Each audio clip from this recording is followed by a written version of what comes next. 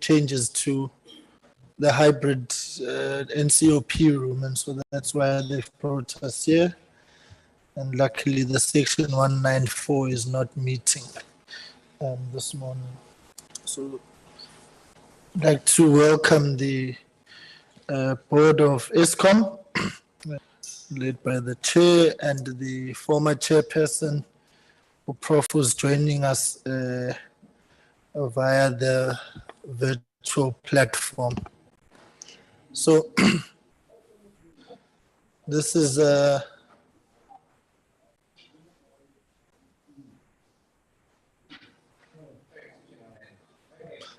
you can't move it because of budget votes. They've plugged it in. Yeah, that's why we did not want this venue. So budget votes are taking place here as well, thanks to the fire. So we'll bear in green, colleagues. So welcome to Eskom.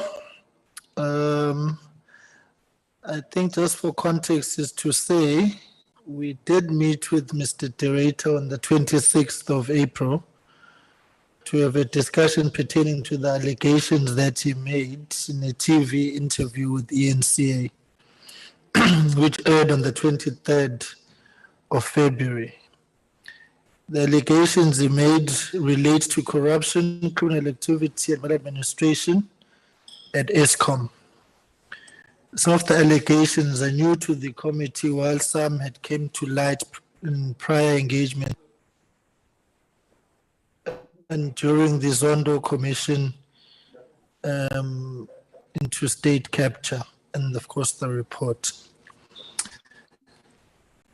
So Mr. de Ruyter's written submission to the committee relating to action taken by him to expose or let any law enforcement agencies or persons in corruption, malfeasance, and misuse the new board of the intelligence operation or the privately funded intelligence report of Eskom at a meeting held at Learning in November 2022. This becomes key in determining whether there was any compliance with sections of the PFMA relevant to the prevention and disclosures of any material losses through criminal conduct and any irregular expenditure and fruitless and wasteful expenditure that occurred during that financial year.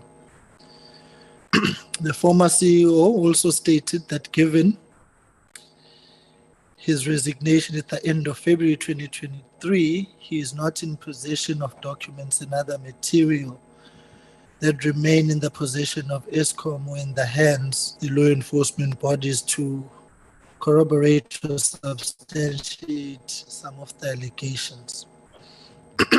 Excuse me. The meeting with this former CEO did shed light on certain matters. However, there was a lot left unanswered on the alleged criminal and unlawful activities that have resulted in the misuse of public funds. The purpose of the meeting today, therefore, is to find out from the board the extent to which they are privy to the allegations made by Mr. de Ruyter, as well as to take the committee into confidence on what steps they have taken to deal with the alleged criminal and unlawful at Eskom. Having said that, I want to draw your attention to that. I don't think this meeting will be difficult, because on the 26th of April, shortly after the meeting we had with Mr.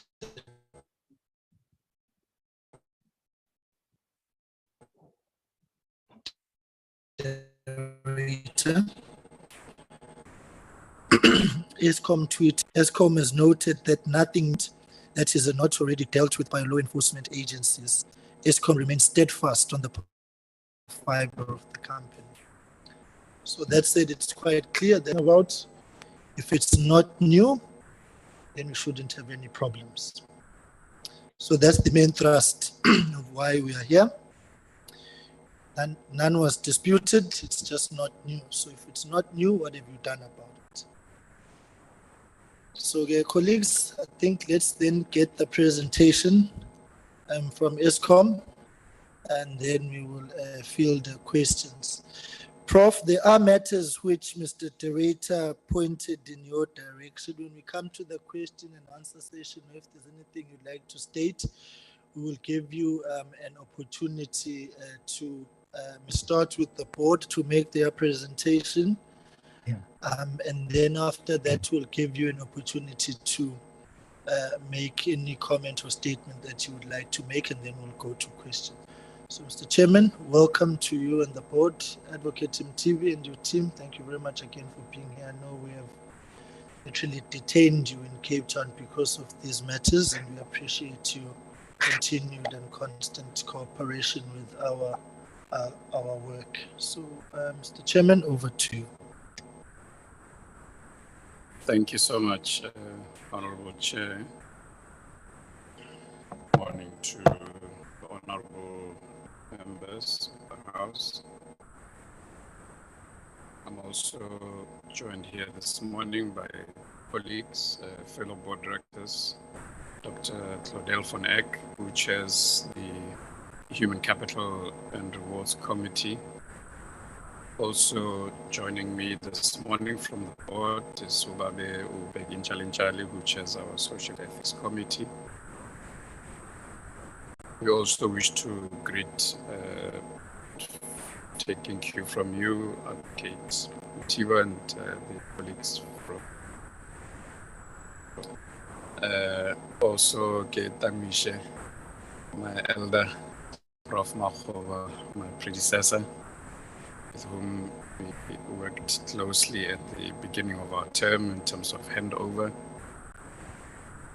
And so let me start by acknowledging the invitation that we've received from the Parliament Standing Committee on Public Accounts, Scopa, to afford us as Eskom, especially the board and the executive colleagues, to shed light on these issues that, as you've indicated, rose out of the former chief executive, and also following the television interview that the nation saw on ENCA, in which he made allegations, as already said on the record.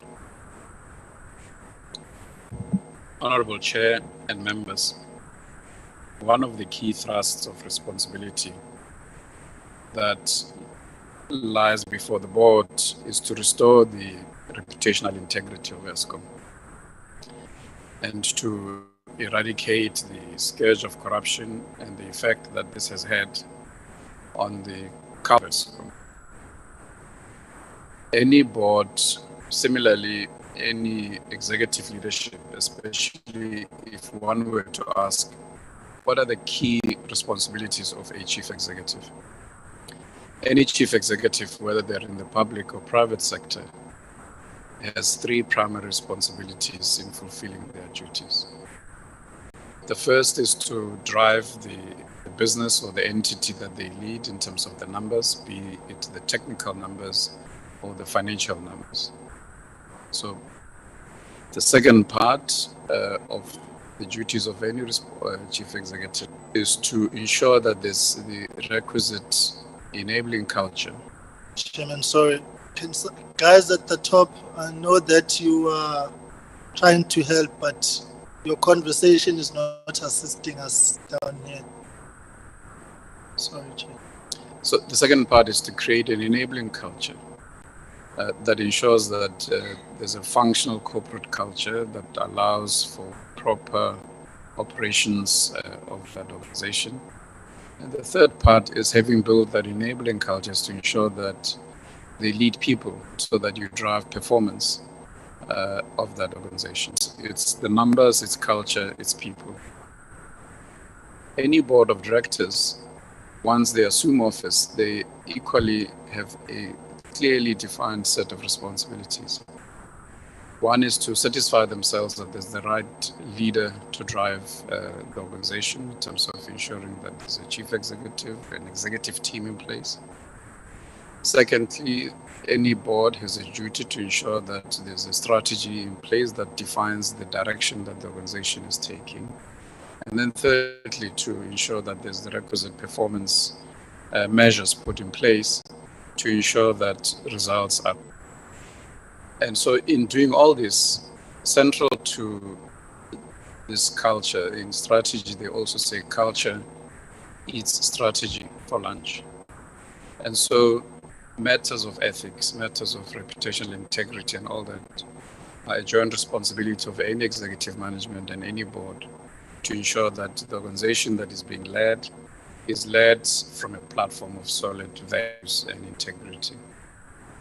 And it is in this context that as board, we take this responsibility very seriously of ensuring that we outroot any remnants of corruption, especially corruption by the environment of state capture that we saw over a period of 9 years in our country.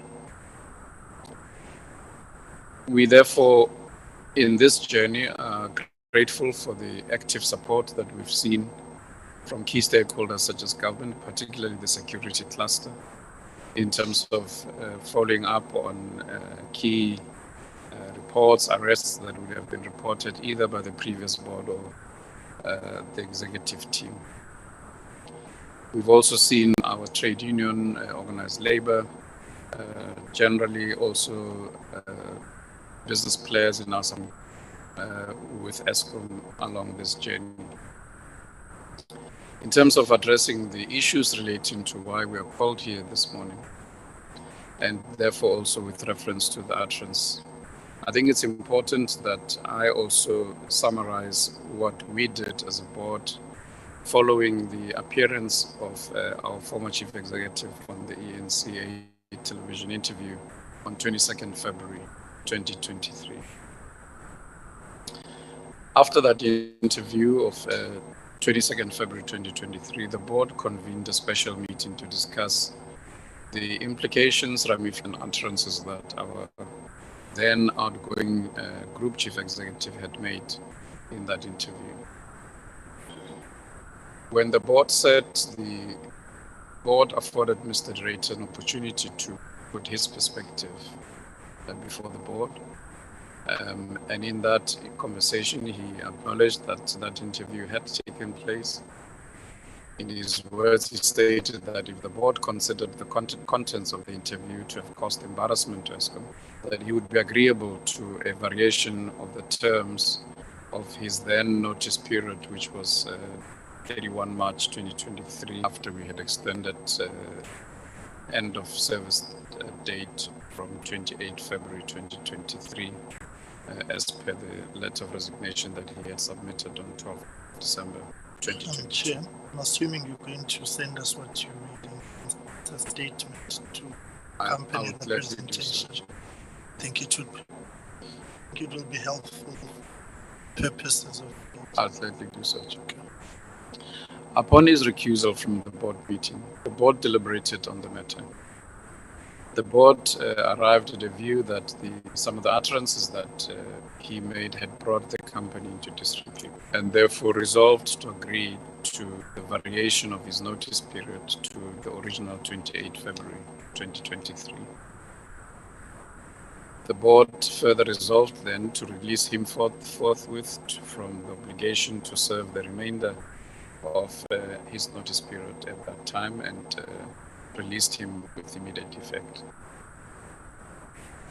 Recognizing the impact that this would have had on employees, Eskom went through quite a comprehensive program called the Empower You Plan, and the objective was to firstly introduce him as the acting GCE until a new GCE is appointed, to stabilize the environment in Eskom, to ensure that any panic among employees would have been allayed, and the human capital division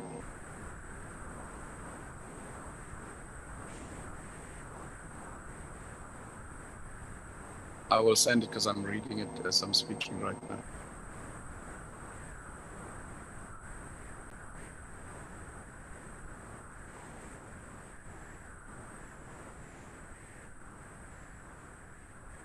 I'm worried because it's got key reference points which require us to so somewhat read this thing and feel not having advantages and disadvantages. All right, no, that's fine. Chair, let's momentarily, okay. Let's momentarily pause and have it sent because the presentation we received is this one. The presentation is following, Honorable Chair. Yeah. I acknowledge I will send it. It's still in handwritten notes. I will send it to the team to get it cleaned up and sent. All right. So what is saying it's handwritten notes on his tablet. Can we proceed? Chair, can I just get clarity? I assumed that we specifically invited God to narrate to us actions taken after the interview. And that information can't be presented to us now. It would have been best, Chair, if that information was given to us in line with the question that you said. Now to change the sets of questions based on a presentation and focus on what is relevant, because that which is reading is the relevant information that was not privy to us. No, I agree with you, and that's why I made the interjection earlier. Because the only presentation we got was this one. But what I'm saying is, yes, let's hear them out. They're here.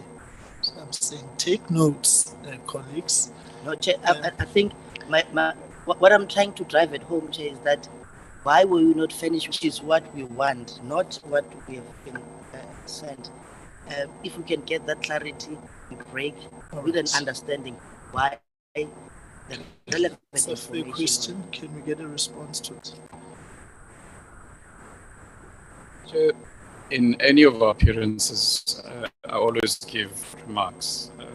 It has never been in the past requested that my remarks be part of the record. So I recognize the request of the House. And as I said, these are still handwritten. As I'm speaking, I will send them through to colleagues at Eskom and they'll be made available before we leave the House. Today, in the context that we had asked you to come and appear to present on the issues around Mr. de Ruyter's interview and comments that he made. So it can't just be opening.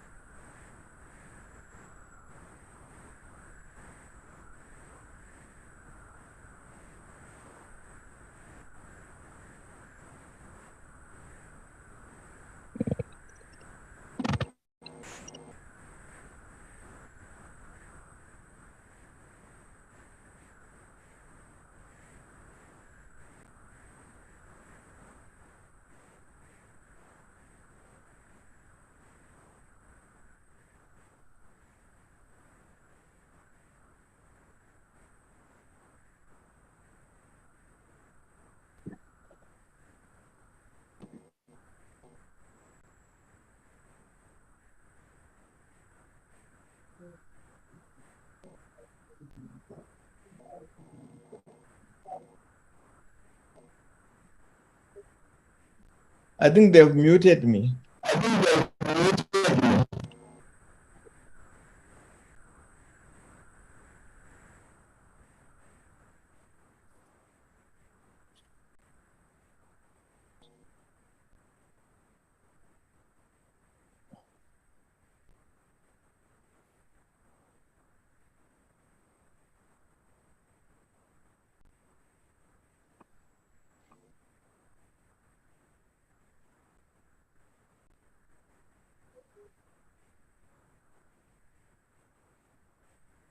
Linda?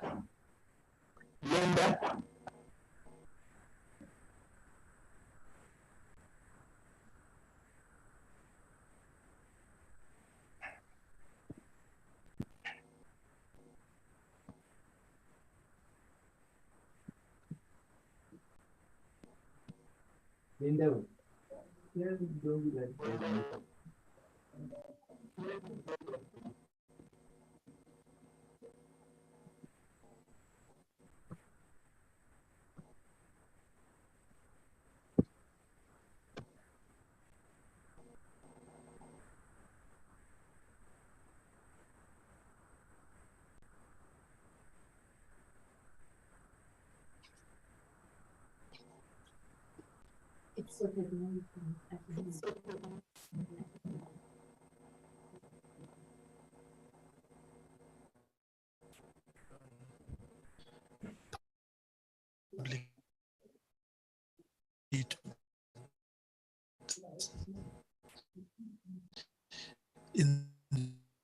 the context that those public statements are not a submission. And shortly. Honorable Liz. Mr. Chairman, I don't want to detract from the importance of this discussion, and it is important, and I assume that we'll get a written submission soon enough. But Mr. Chairman, we have been told, I think, about 2 people sitting there, but I don't see the acting CEO sitting there. And isn't he a member of the board? I'm just wondering why there are so many people here. Are they members of the board? And what is their function for being here? And why is the acting CEO not here, if I'm correct? Okay, just guys at the top here. Right, Chairman. Yes, respectfully, Chair, that's part of my opening remarks. I will address it in the opening remarks. I've been stopped in my tracks in the middle of getting to exactly that point. No, I don't think that's the outlook to say you've been stopped in your tracks. The point is that you have began making a substantive presentation on issues, and the question was, so I think, to contextualize it as being stopped in your tracks is a mischaracterization of what happened. Members needed a clarity with what are we dealing with, and all we have received is this. No, Honorable Chair, responding to the question about the acting CEO. Let me finish. This 11-page submission, which is for all intents and purposes about 8 pages in any case. So let's hear this opening statement. It's being read into the record. Hear it to its conclusion. And what I'm asking colleagues, as inconvenient as it is, can we take notes of what has been said? And then we will get it when the chairperson is done so that we can make progress. Let's hear them out.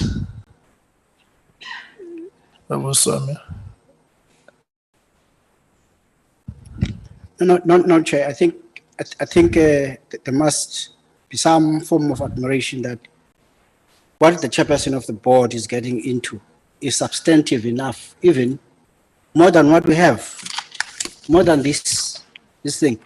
And so it's more of justice to say, if it's contained in the electronic version, we just press the button for us to have the presentation. That's the piece that we are somewhat with. And that's what we must live with, in a way, you know. It's absolutely, there's no hassle. Why do we have to create hassle? Yeah. What we'll do is, it's 10 o'clock. Can we give you time? We'll assist your team to get those notes that you said you will send what you're reading. So we will adjourn for 15 minutes to sort out this, and then we will reconvene at 10:15. So Stormy, please assist the administrative team of Eskom, and then we get who's here. Okay, Honorable Bukes. I think before we break, Just your mic closer. An indication of who is available here or who is here, because there's a lot of people. And also, Chair, I think the invite was specific. So I really, to come and give us something this and now we get this. It's not good enough. But I think before we break, can we know who are here? First, Chair. I want to prevail on your colleague. The chair said he's coming to that in what he has. So let's give him that opportunity. He said he's coming to who's here and who's not here and the reason. So let's convene in 15 minutes at 15:15 so that we can have the submission before us. All right. Okay.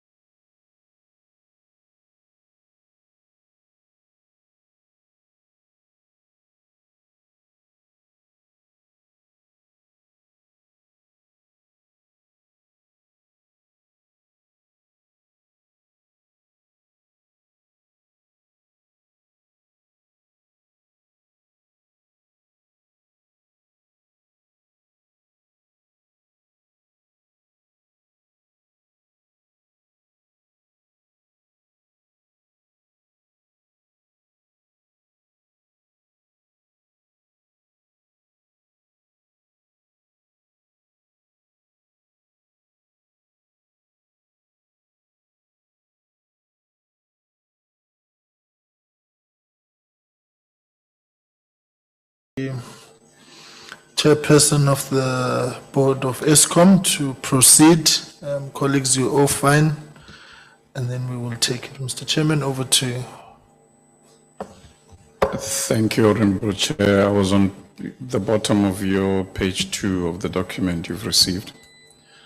We were talking about how we were proceeding with a program within Eskom after the exit of Mr. de Ruyter to help stabilize the environment, allay panic from amongst employees in terms of the impact that that incident would have had on the organization. May I suggest that we start at the top of page 2 in addressing the issues of corruption that just below the Eskom logo, page 2. It begins sentence in addressing the issues relating to corruption and specifically with reference. That's the first line.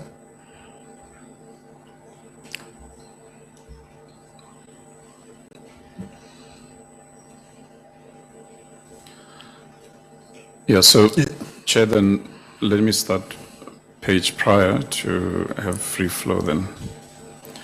What we've been saying at the bottom of the previous page that you're citing is where we were saying that we remain grateful for the support that we receive from government and the security cluster in terms of all the cases that had been reported, that we are grateful for the support and the alignment that we have with our employees, organized labor, business stakeholders, especially with regards to key supply chain players that we've had to, on an ongoing basis, engage.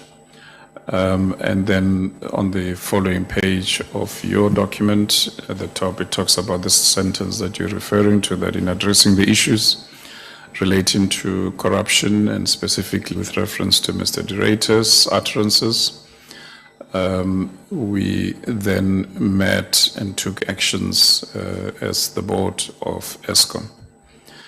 And in terms of that action that we took as the board of Eskom, we, as I indicated previously, we met as the board soon after the 22nd February 2020, soon after the February interview, and on 22 February the board convened a special meeting to discuss the contents and the utterances that our then outgoing GCE would have made in the interview that he had regarding Eskom.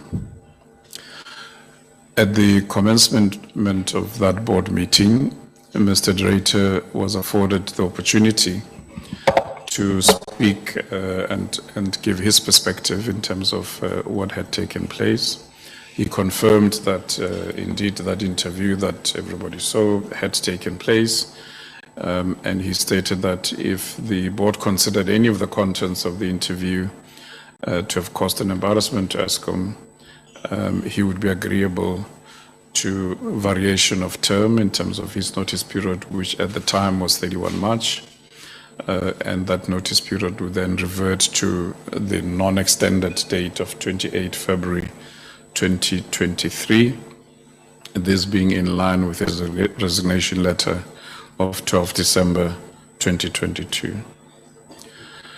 After he recused himself from the board meeting, the board deliberated on the matter, and the board came to the conclusion that some of the utterances he made brought the company into dispute, and therefore resolved to agree to the variation of his notice period. That's my concluding remarks. I will clarify this further.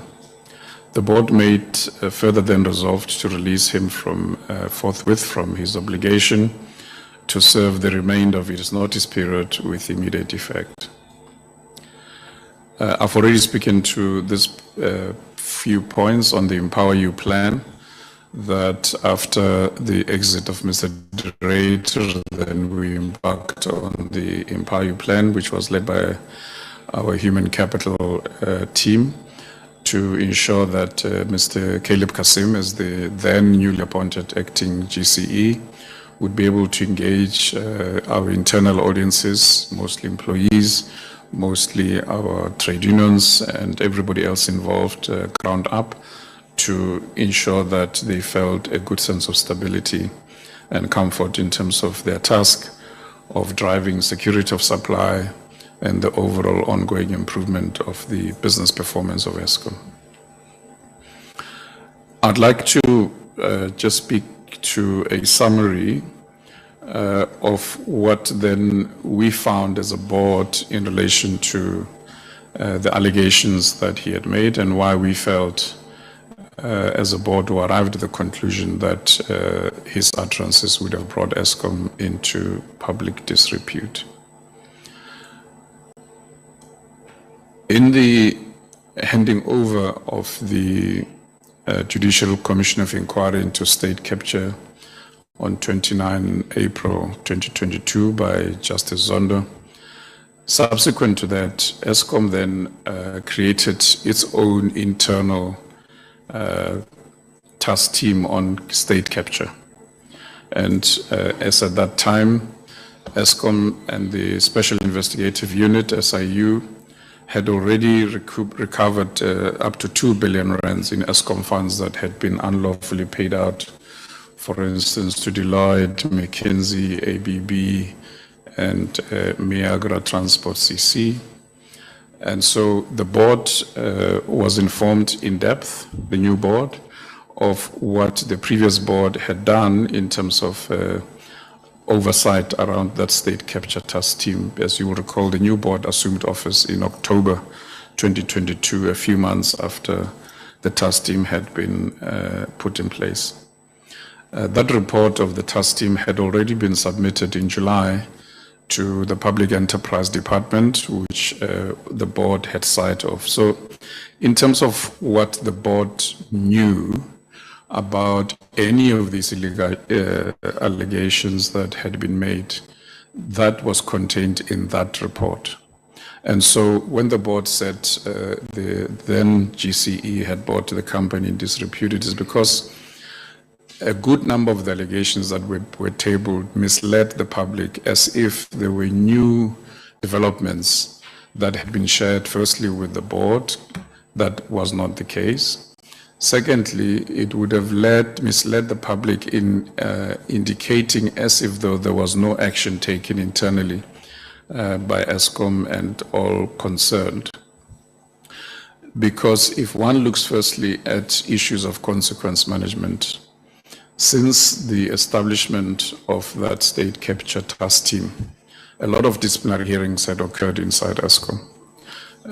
In the public domain, it is known that in the period around late September, mid-October, a good 26 former executives, including a former acting chief executive of Eskom, had been arrested, had appeared in court in relation to the allegations that were made. So there was nothing new when Eskom made a statement that there was nothing new. It is because already these matters were already in court with regard to the 26 executives that had been arrested. In terms of the ongoing work of the SIU, in November 2022, I think around that time also we came to Scopa, and the presentations of both the Hawks, the SIU and Eskom should be on record on Scopa's recordings, where we also reported then that approximately 1 billion rands had been recovered from SAP. So again, these are matters that are already on record in this very house in terms of the appearance that Eskom made in November 2022. In terms of past Eskom board directors that were classified as delinquent, there's ongoing work that is being put in place by both Eskom and various professional bodies, including the Register of Directors at CIPC, to render them delinquent as directors. And that process is ongoing, and it's in the hands of those agencies to assist Eskom. If I then go back to the speaking notes, I then cite there that further to this internal state capture and corruption task team that followed after their sessions, we asked, following those assertions, we asked the internal state capture and corruption task team to look further into whether indeed there were any other matters that the board may not be aware of that could not have been cited in all these various documents. The board further resolved that it is important that in keeping with exercising our fiduciary duties and responsibilities, that an independent legal panel be appointed where you could have perhaps a senior counsel or someone senior in the legal profession that could revisit everything that has been done to date by both the internal state capture task team and any other investigations that Eskom would have done internally, to look at whether there's anything further that the board should be doing in line with exercising its fiduciary duties and responsibilities. And where we are with that independent task team, it is going through the normal procurement processes of ensuring, led by our head of legal, who sadly couldn't be with us today. She's suffered ill health. She's bedridden as we speak. But the process is underway to ensure that that independent panel is appointed, reporting to the Audit and Risk Committee chair of the board, to ensure that a full and comprehensive independent investigation is conducted so that we can, as it were, connect the dots and ensure that there's nothing left unhandled in line with our quest to eradicate corruption inside Eskom and any forms of wrongdoing. So, Chairperson, working together, I'm certain that all of us can assist in ensuring that we turn around the organization, that we restore Eskom to its former respect in terms of being a top power performing utility. And this is our commitment that we firmly are resolute to execute as the board. So with this said, we welcome this opportunity to engage Scopa today. Chair, allow me then, as I invite our executive colleagues to then enter into the realm of the presentation we sent, to also inform this committee that Mr. Caleb Kasim, who's our acting group chief executive, could not be here today because he's in China.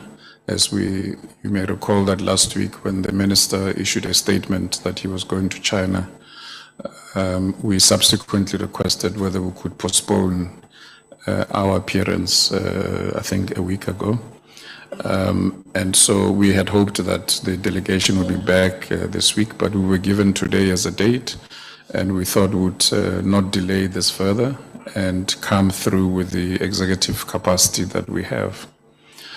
Ms. Pule, who is the delegated fill-in for Mr. Kasim, could also not be here today because, as in her full-time role as the executive head for human capital, she's right at the peak of the annual negotiations as chief negotiator for Eskom with our industrial relations negotiations team.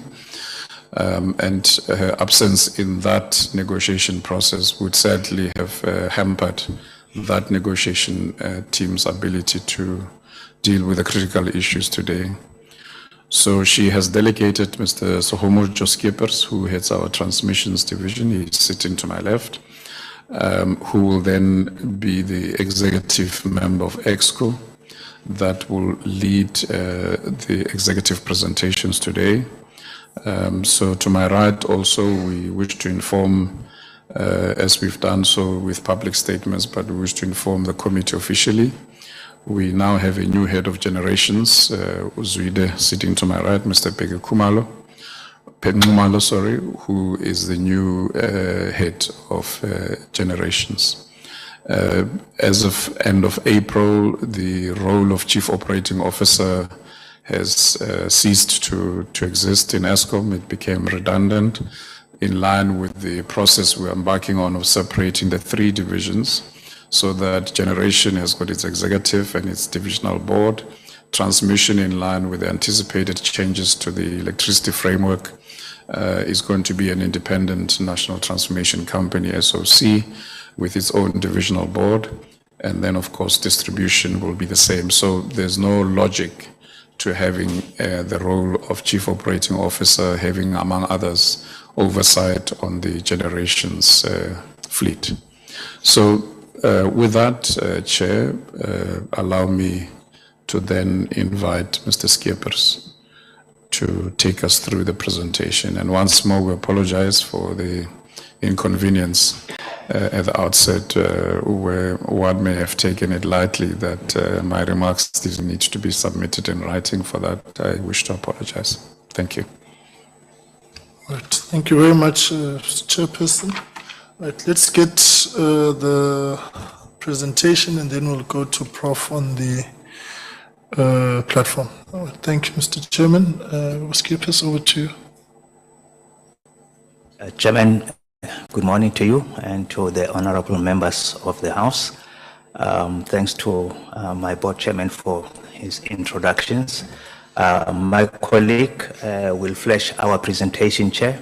We had submitted a fairly detailed presentation, and we just have a summary that we'd like to run through with your permission. Perhaps also, Chair, just to point out, I had made a few remarks, and we've also requested that those be submitted should you wish to look at them, but I won't go through them verbatim. I'll just highlight a couple of points that I think are important. The chairman has indicated already that our head of legal is unwell and couldn't be here, and Mr. Nxumalo has been recently appointed as the group executive for generation. And the point of highlighting that specifically, Chairman, is that many of the allegations that are in front of you seem to lie in the generation space. And Mr. Nxumalo has to find his feet and get fully updated with some of the issues and the progress and assist with addressing these challenges. In addition, Chairman, as the House is aware, these alleged criminal and unlawful activities are very serious, are sensitive, and they are complex. And as a result of the investigations, which normally involve various law enforcement agencies working closely with Eskom, as the chairman has indicated, these matters are typically handled by the group chief executive, the head of audit and forensic, the head of legal and compliance, and the head of Eskom security. That implies that other people may be involved only on a need-to-know basis. And the implication, Chairman, of that is that not everybody will be privy to the information around these sensitive investigations, but the executive team is here to answer to the best of our abilities what we may be able to clarify and shed light on. The chairman has indicated that there is an investigation in progress regarding these allegations. Still early days, but that is important work that has to be done. That means we may not be able to answer all the detailed questions at this stage. But in normal form, progress updates will then be provided in the passage of time. Chair, coming to some of the specific issues in broad terms though, this reference to gathering of significant information from an intelligence-led operation, and that among others refers to at least 4 cartels operating in Mpumalanga. The members of EXCO that are here were not privy or involved in the commissioning of this investigation, so we don't have the detail around what transpired there. And the report by the private investigator, we do not have access to. That's what we have established so far. Chair, the report by Mr. De Ruyter that was submitted to yourself highlights various allegations of theft of fuel oil, of coal, of infrastructure. It highlights procurement irregularities that deal with inventory or buying out of contract and so on. We may not be able to deal with every single one of those allegations in detail. However, we will share what we are able to today, noting, as I've indicated, that an investigation will be undertaken to get to the facts, so that what we report to yourselves is accurate and complete.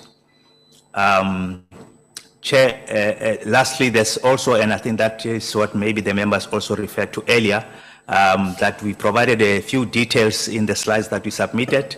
And on reflection, some of these are things that would even feature in the quarterly report that Eskom would be submitting to Scopa. So perhaps it's why the chair indicated this may not be what we are looking for. And we are now mindful of that. Based on but our... Skippers, that's precisely the problem. So you have now, what, you've decided on how this should proceed for us. No, that we will report then. I'm not sure I follow. So... Yeah, not at all, Chair. What I'm saying is what we know, we will share here. But we are also saying there is an investigation and work in progress to ascertain some of the other facts and allegations. Thank you, Chair. All right, no, that's fine. Proceed. Let's hear you. Are you going to the presentation? Yes, sir. We are getting there right now.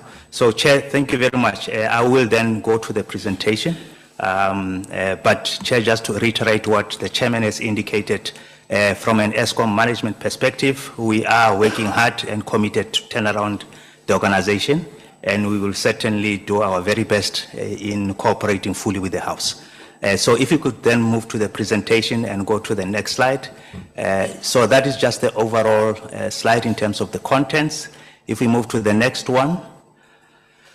Chair, I think this is now common cause that we have noted the matters raised by our former Chief Executive through the interview with Anneke Lassen on ENCA, his submission to Scopa, and other testimonies that he's made to the House. We are able to respond partly, as I've indicated, to some of the facts and figures based on our preliminary investigation or analysis, beg your pardon. But we would also confirm, Chair, that we're not aware of this investigation and the privately funded investigation by Mr. Fivers that Mr. De Ruyter has referred to. And that's why, Chair, we're saying some of those questions perhaps Mr. Besby, but the Eskom investment to respond to, which we may not be having available today. If we can proceed to the next slide, please. Chair, so this slide talks to the matters that relate to procurement. The Chair did not introduce the full delegation. Our Chief Procurement Officer is with us today, and I would like, with your permission, Chair, to just ask her to run briefly through this slide around some of the work that has been done and is ongoing with regard to the use of free text and the alleged irregularities around that. Gentry? With your permission, Chair. Thank you, Gentry. Good morning, Chair and members. So the first item we're looking at is the issue that Mr. De Ruyter put in terms of the excessive use of free text. And in fact, free text, maybe before we get into that, simply means that when you're buying something which is an item or material, you're not using your codified or catalogued reference when you're making that initial requisition. And it becomes an issue later on because you cannot compare market prices, you cannot see if you have enough of that items on store, and it sometimes is then treated like a brand new purchase or a new item being purchased. So indeed we can confirm that, before 2020, the use of free text was quite excessive in Eskom. So each time a buyer or a requester needed something, they would just simply type out their request instead of looking at cataloging. But we have actually confirmed that from 2020 onwards, we had put a 5-year plan to make sure that Eskom catalogs all of the items that we're procuring and actually make restrictions on the ability of procurement and end users to use free text. to the extent that over 80% of the contracts itself need to start being catalogued.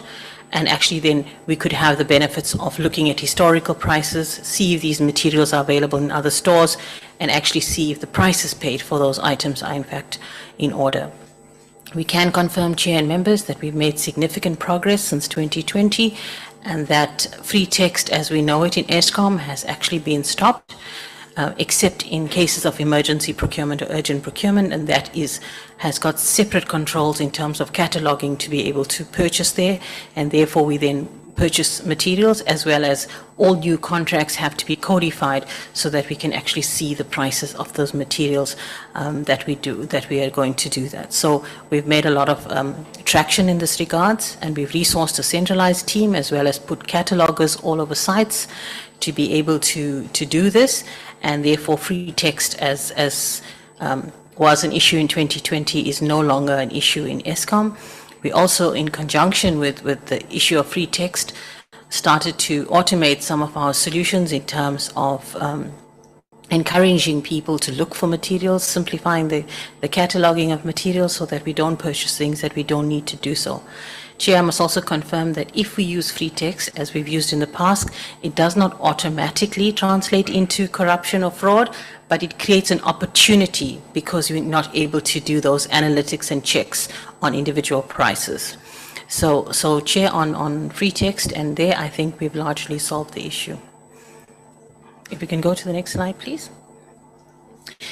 Chair, the next issue that I would deal with is the issue of inventory management.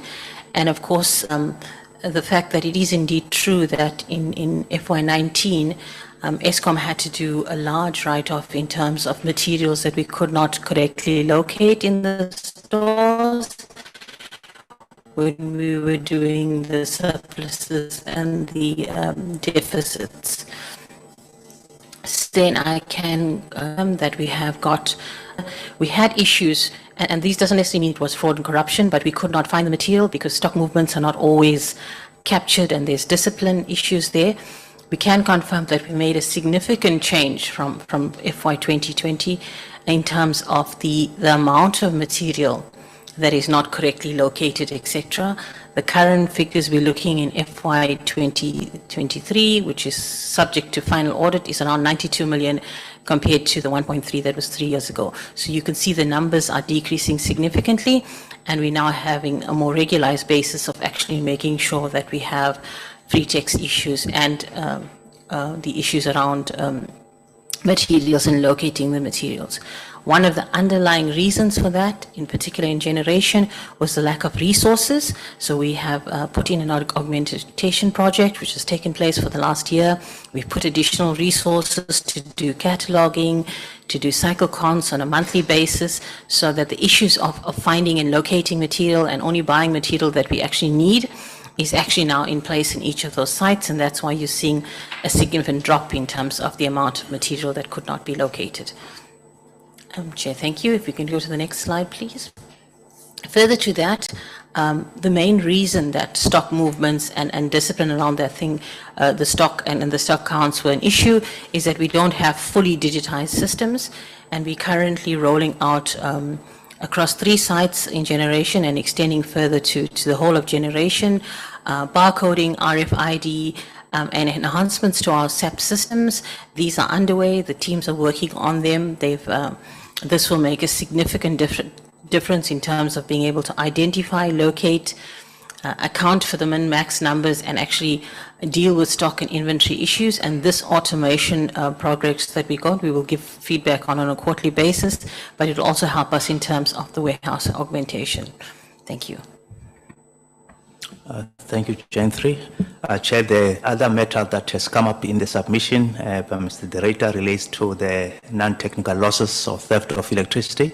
My colleague, Mr. Monde Bala, who's the head of the distribution business, will talk to this slide, Chair. Monde. Thanks, Mr. Skevers. Good morning, Chair. Good morning to the honorable members. I think in as far as the issue of electricity theft, we have been implementing quite a number of interventions within the business. Some is more field operational, some is on the system side, and a lot of it is more on the with our collaboration with the law enforcement. So it comes in many forms. The issue of electricity theft, it comes in the forms of illegal connections, it comes with the form of tempered meters, and it comes in the form of illegal vending, or what we refer to as ghost vending. So what the organization has done to deal with the issue of electricity theft, we have a strategy that we're working on. We call it a 14-point plan, whereby we deal with meters, meter audits, meter maintenance. We deal with monitoring of the payment of the purchasing profiles for individual customers. We deal with the issue of removing of illegal connections. This obviously with the assistance of law enforcement. On the illegal vending, we are in the process of replacing our platform, our vending platform, because this is, we see, is where the bulk of the leakages are taking place. We are all aware of people that are purporting to be selling electricity. You buy for 50 Rand, you get 200 to 2,000 units. So we those issues, when we do pick them up, we follow them up through our head of security with the law enforcement agencies. We do have quite a number of cases that are in the courts where people have been arrested and are currently going through the court processes.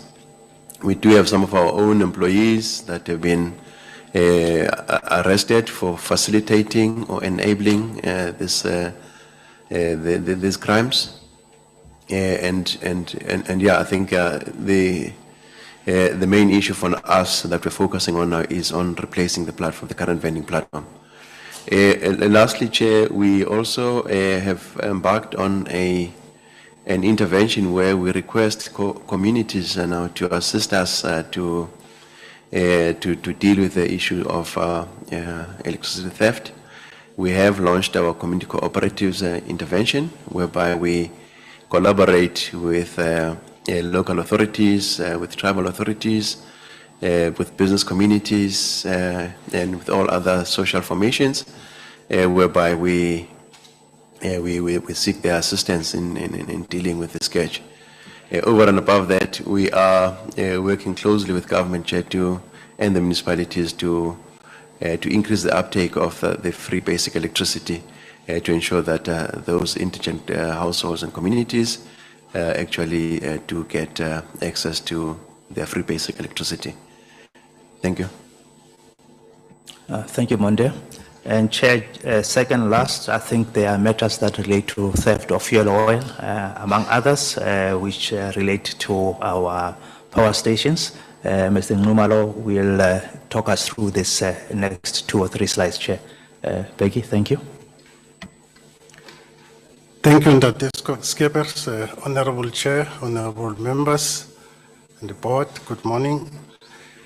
Chair, there were some allegations made in this context in terms of the 100 million per month lost at power station, in particular Tutuga. So, as we were trying to assist to answer to the committee on this one, we looked at to say, because each of these stations have got a budget, so that the committee can get the context, because maybe while we acknowledge there's been some areas where these employees will work with some criminalities, which is some of those cases are already with the police.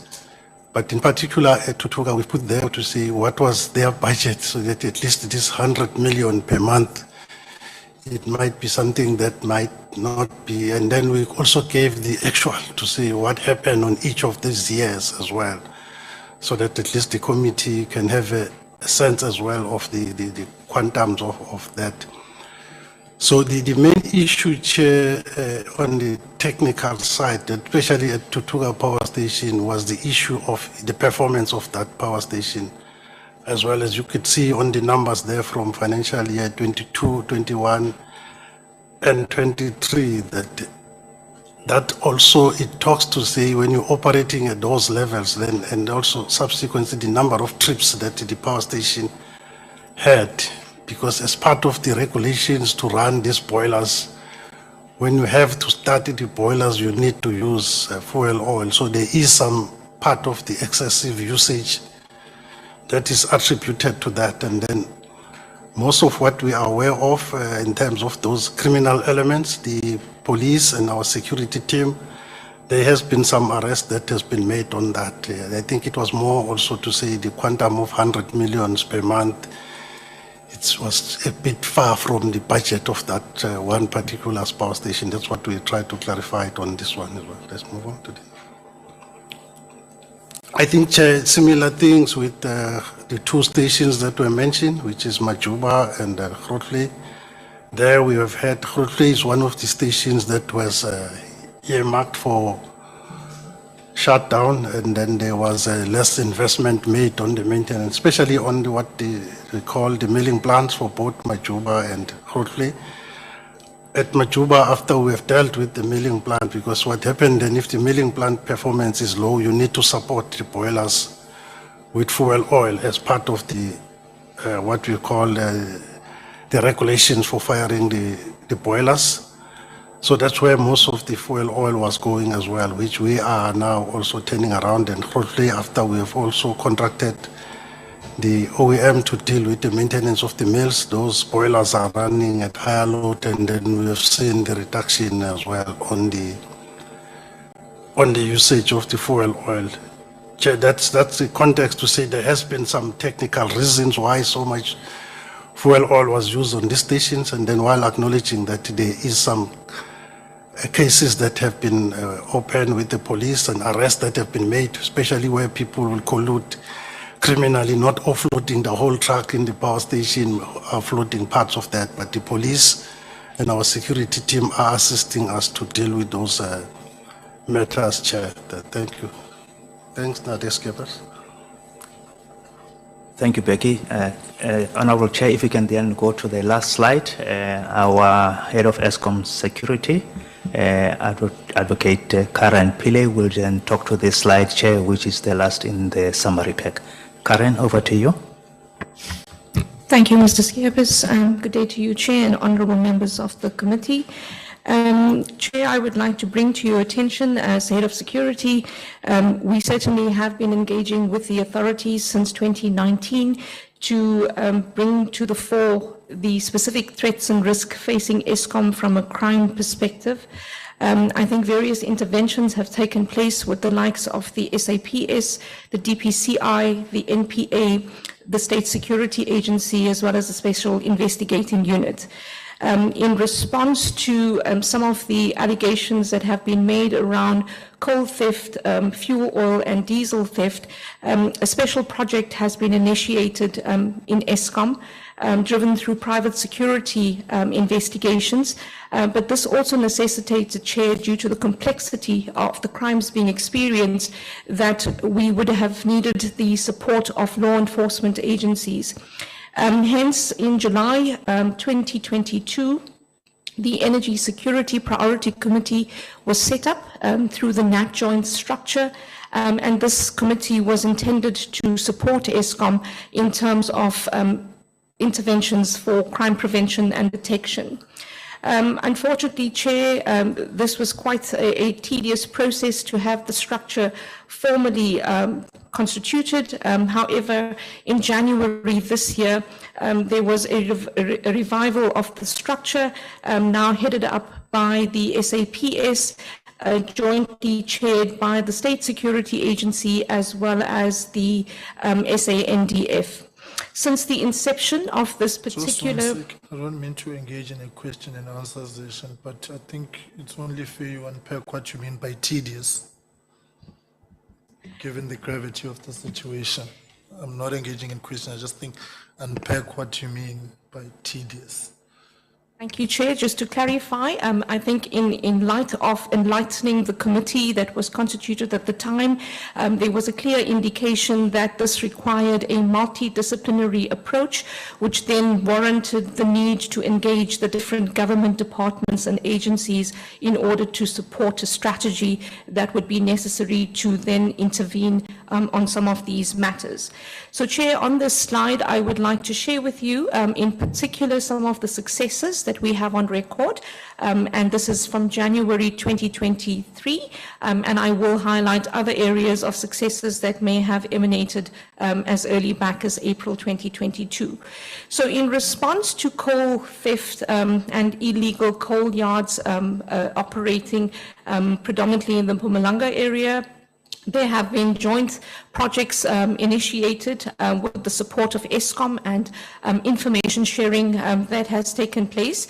And as a result, Chair, more than 50 illegal coal yards and dump sites have been identified in the Mpumalanga area. Insofar as the complexity of crimes are concerned, there is certainly an indication of an organized element that exists, and as indicated and alluded to by my previous colleagues, certainly does involve involvement of internal resources, Eskom employees and contractors, as well as external parties. For this reason, Chair, specific cases have been escalated to the Organized Crime Unit of the SAPS, and to date, Chair, we have 44 arrests that have been affected. We have reported since April last year 83 cases to the DPCI, of which 76 arrests were effected. There are 12 organized crime cases of various nature that have been referred to the Asset Forfeiture Unit as well as SARS for further probing, and at least 5 criminal kingpins have been identified linked to syndicated activity, predominantly around coal, fuel and diesel oil. Chair, as a result of the integrated approach that has been adopted, we have also, through the assistance of SABC, engaged with DMRE and DFFE, and this is where the disruptive and enforcement activities are taking place in response to some of these illegal dump sites, and at least 5 notices, enforcement notices, are issued by these departments during joint operations. We have also provided various levels of intelligence on scrap metal dealers that we've identified who were recipients of Eskom products, that being copper cable, transformers, etc. And as a result, the SAPS has also supported Eskom to conduct enforcement visits to at least 20 scrap metal dealers since January. More than 100 kgs of stolen copper has also been recovered during these operations. At this present moment, Chair, I can also report that various visits have been undertaken by the likes of the Private Security Industry Regulator, the State Security Agency and NKP Regulator to assess security at all Eskom sites, with the prioritization being the national key point facilities. There is also an intent, Chair, to also visit the other critical substations across Eskom, and these visits are planned to commence during this month. We have also seen increased force levels at Eskom sites, and this has been through interventions that we have put in place and engaged with the NAT joints in particular. As a result, we've had at least 530 SANDF officials deployed in Mpumalanga and Limpopo, in particular at the power stations. We have also actively commenced with the vetting project across Eskom, prioritizing specific areas like procurement, finance, IT, security. To date, Chair, we have more than 350 applications that have been submitted to the SSA for this year. We can also put on record, Chair, there are more than 20 joint operations conducted between Eskom and the authorities to address various levels of crime, from your illegal connections right down to ghost vending and other infrastructure theft and vandalism incidents that we have been experiencing. So, Chair, in conclusion, I would like to say that through the efforts being put in place by this joint committee, we are certainly seeing a lot more sharing of information and more directed interventions at addressing crime within Eskom. Thank you, Chair. Thank you very much, Karen. Appreciate it. Honorable Chair, that brings us to the end of the summary presentation that we had put together. And we are in your hands. Thank you. Thank you very much. I almost said acting CEO. The CEO is in China. Is that with the DPE? Yes, Chair has indicated he's part of the minister's visit delegation. of Transnet and locomotives? There's Eskom matters as well. Oh, okay. That's fine. Says there's Eskom matters as well. We're going to go to Prof, the former chair. Prof, Mr. De Ruyter, in his submission to us, in page 13, writes as follows. I'm not sure if I should go to the preceding. I'm going to go, yeah. He says, I also reported the matter to the then interim chair of Eskom. I also informed the new board of the intelligence operation at a meeting held at Eskom Academy of Learning in November 2022.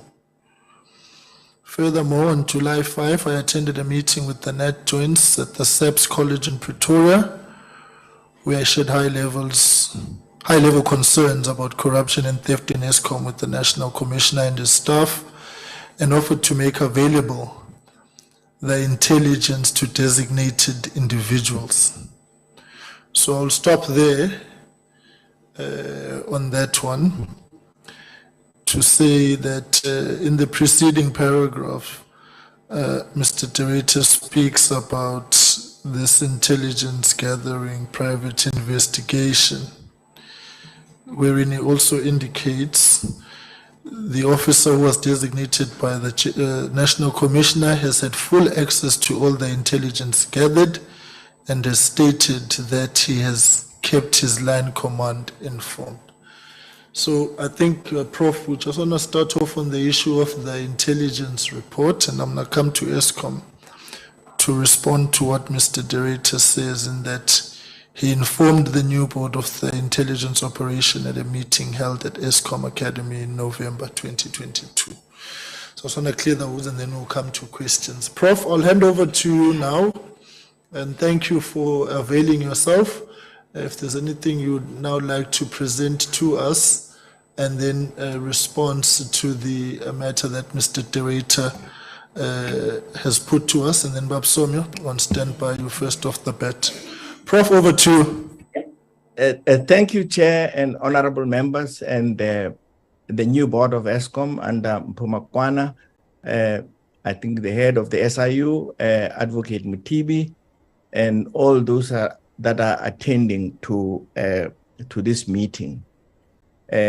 I have read, I think, the invitation that I'm here to assist, I think, the committee in maybe understanding what really took place, I think, during my term as interim chair. I want to make just a couple of points as follows. What I've heard from the presentation from the board of Eskom today doesn't contradict what Mr. De Ruyter has said, because in his own presentation, he alluded to all of these issues, and he did make a statement to the effect that progress has been made. So he didn't articulate in details as to what we have heard around oil fuel, around free tax, but he did indicate that progress had been made, and these were issues that concerned, I think, Mr. De Ruyter during his term. The second point I wish to make is that if SABC and the Hawks had done their work effectively and efficiently, we wouldn't be meeting here as a committee today. I can discuss that maybe in broader details when I get to be cross questions.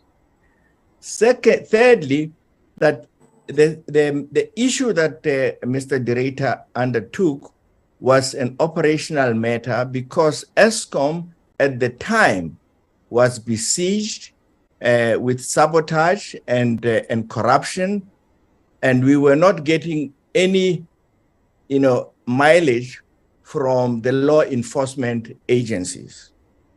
I'll cite maybe just a simple example. I remember 1 or 2 meetings that Mr. de Ruyter had with the former Director of Prosecution leader, Advocate Prunier, where we were concerned that we were reporting matters and we were not getting any mileage or any returns. The Hawks were not doing what they are supposed to be doing. Not that they were not investigating, but they were just taking too long, almost lackadaisical about what needed to be done when Rome was burning. And this was repeating itself in a number of ways around cases that were being reported either to the SABC and to the Hawks with very little action. And as board, we were concerned that, our crown in the jewel was being destroyed when we have a security cluster that seems to be asleep, and these were matters of concern. And these concerns were raised, I think, by the board as to what action is actually happening. And we left this matter to, I think, to Andre de Ruyter as part of management because we regarded them as operational to deal with. I think that's the first thing. The issue of the SABC, the law enforcement people, I think they let us down and they have made us to be where we are today. The second point that I need to address is that indeed, Mr. de Ruyter did inform me, so I can confirm that and I can and address the details of that.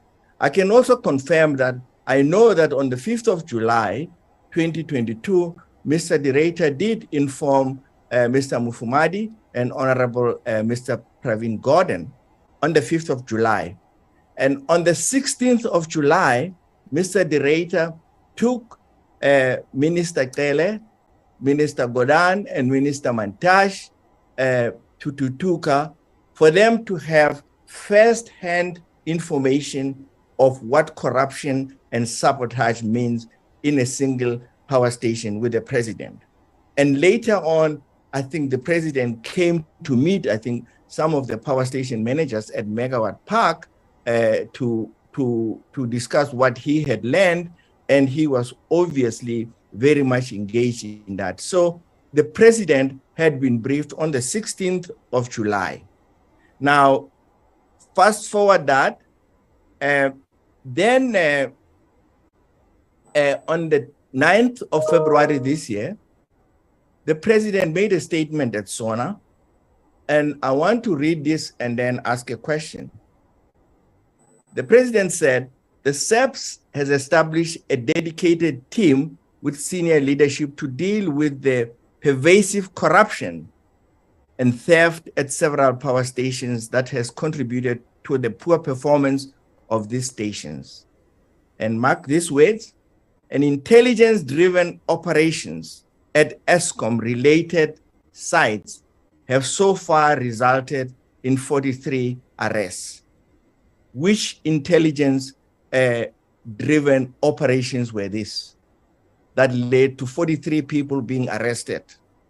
And when you listen to what I think the security director at Eskom talks about arrest and what changes have happened, it seems like the SABC and the Hawks have only woken up after they've had this intelligent-related information. As interim chair board of Eskom, I never received any evidence or documentation, but nevertheless, I did get the message word of mouth. I also would confirm that the EXCO at Eskom was not privy to what was going on in terms of this intelligence gathering. That is my contribution to this, and I'm happy to take questions. Thank you. Right, thank you very much, Prof. So I think pointedly, you were informed that an intelligence operation was underway at Eskom. I was informed, and I think the Minister of Public Enterprise was actually the one who brought this matter because of the word Eskom was besieged, and he said to Andre, you know, you have to gather some intelligence somehow. He didn't say it must be done in the manner that Andre did it, but he said we needed to gather some intelligence to be on top of this problem because load shedding was increasing, criminal activities were increasing, and so forth and so forth. Yeah, that much I'm aware, and I can confirm that. And I hope whenever Andre gets a platform, he can also be able to say that. All right, thanks, Prof. All right. Finally, I'm just Eskom Board. Mr. de Ruyter says he informed you of the intelligence operation in November 2022. And then Babsomi will come in. Honorable Chair, thanks. No, that is not correct.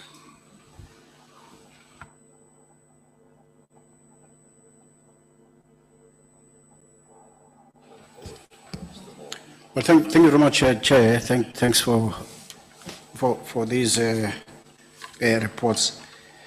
And welcome to the board, the leadership of Eskom, executive, SIU, and our colleagues. The chairperson of the board has given us some introductory inputs in as far as Eskom issues are concerned. And in the footnote of that trust of his report, he writes, disclaiming the verbal injunctions in as far as that report is concerned. And if you would recall in the chair's input, he was talking to his notes. What does that mean? In essence, you have spoken to us, and at the end of it, you disclaim the elements of what you have said. What does that mean? Just help me to understand in the first instance. Because I want to ask questions on what you have said.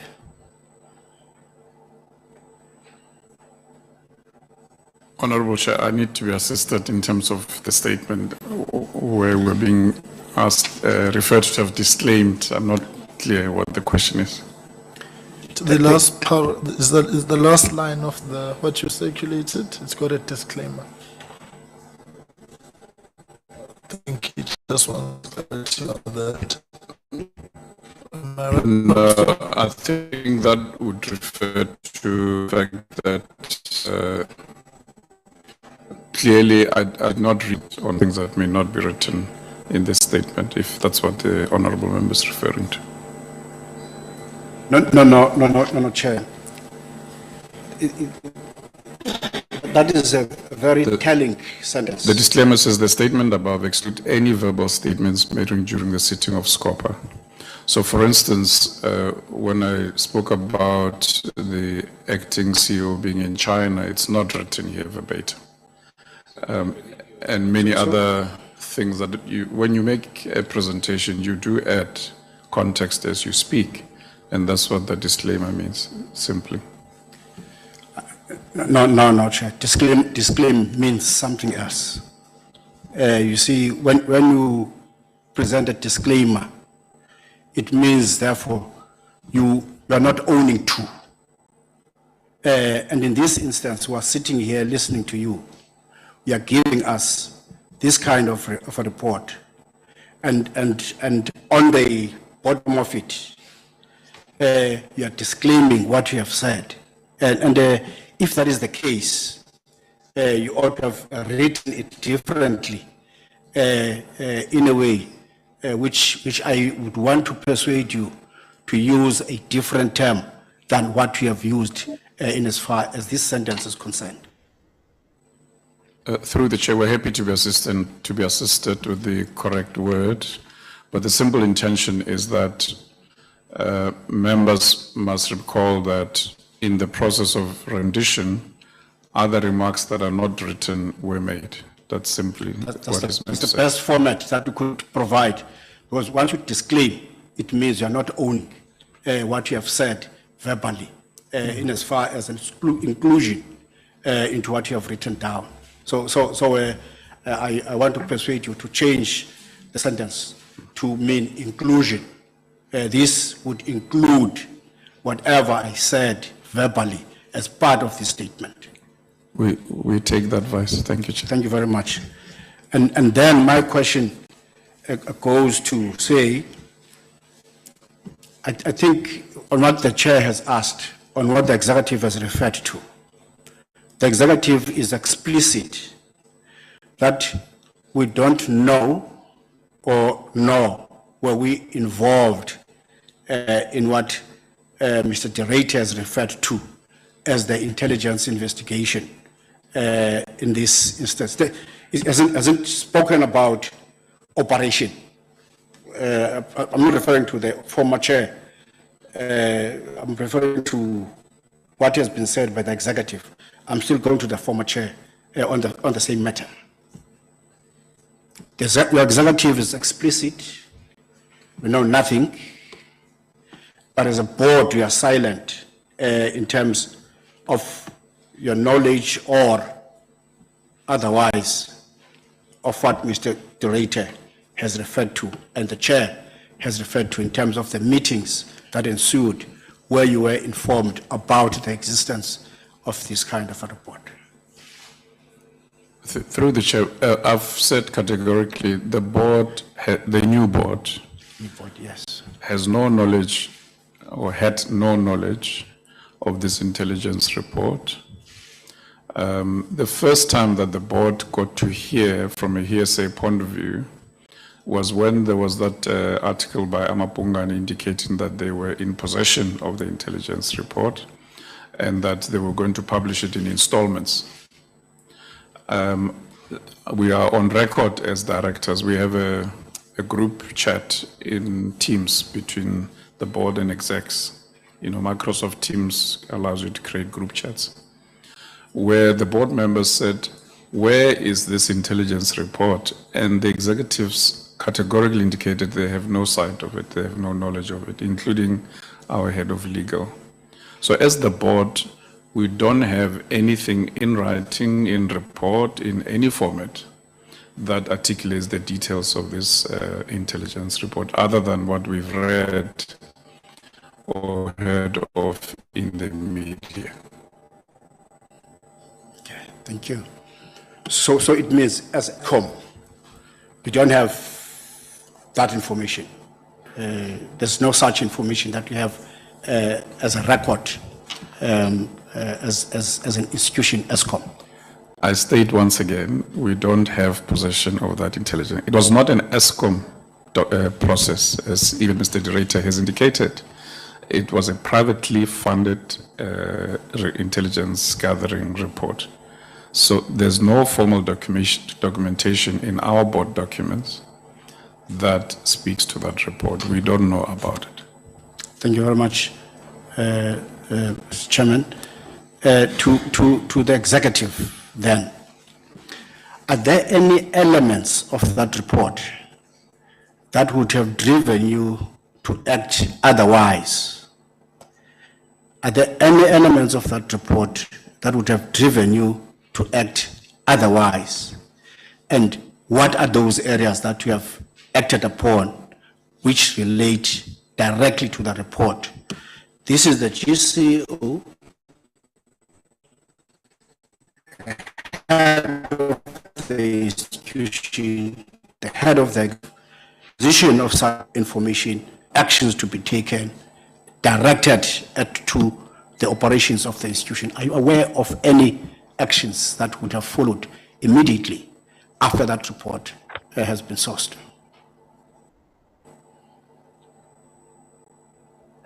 Thank you. Through you, Chair.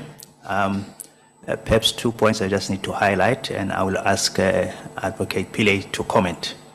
I think what I have highlighted to the House is that in the ordinary course of this type of investigations, very few people are involved. The head of legal, the head of audit and forensic, the CE, perhaps the head of security, and perhaps an executive that might be pertinent to that investigation. As an EXCO, these issues have never been tabled at an EXCO meeting that I'm aware of. It may be that in my colleague's functional role, she may be privy to something or the other, and I will afford her the opportunity to comment. But this is really the extent of what we can remark on. Karen, if you'd like to comment, perhaps. Thank you, Mr. Skeppers, and through you, Chair. I would just like to also reiterate that insofar as the intelligence-led operations conducted by the former GCE, Mr. de Ruyter, is concerned, I, as head of security, was not privy to any of the reports from that entity. Neither was I aware of activities that were being undertaken by that particular group. But Chair, what I would like to highlight to the committee is that on the 5th of July, I was present at the time when Mr. de Ruyter addressed the NAT joints in particular, at that point headed up by General Masimula, who was the then Deputy National Commissioner of Police, and who was acting or who presided in the stead of the chairperson of the NAT joints, where Mr. de Ruyter briefed the committee on a potential threat on Eskom infrastructure, in particular acts of sabotage directed at the entity, which then necessitated that law enforcement assist to then safeguard the likes of power stations as well as critical infrastructure such as substations and pylons.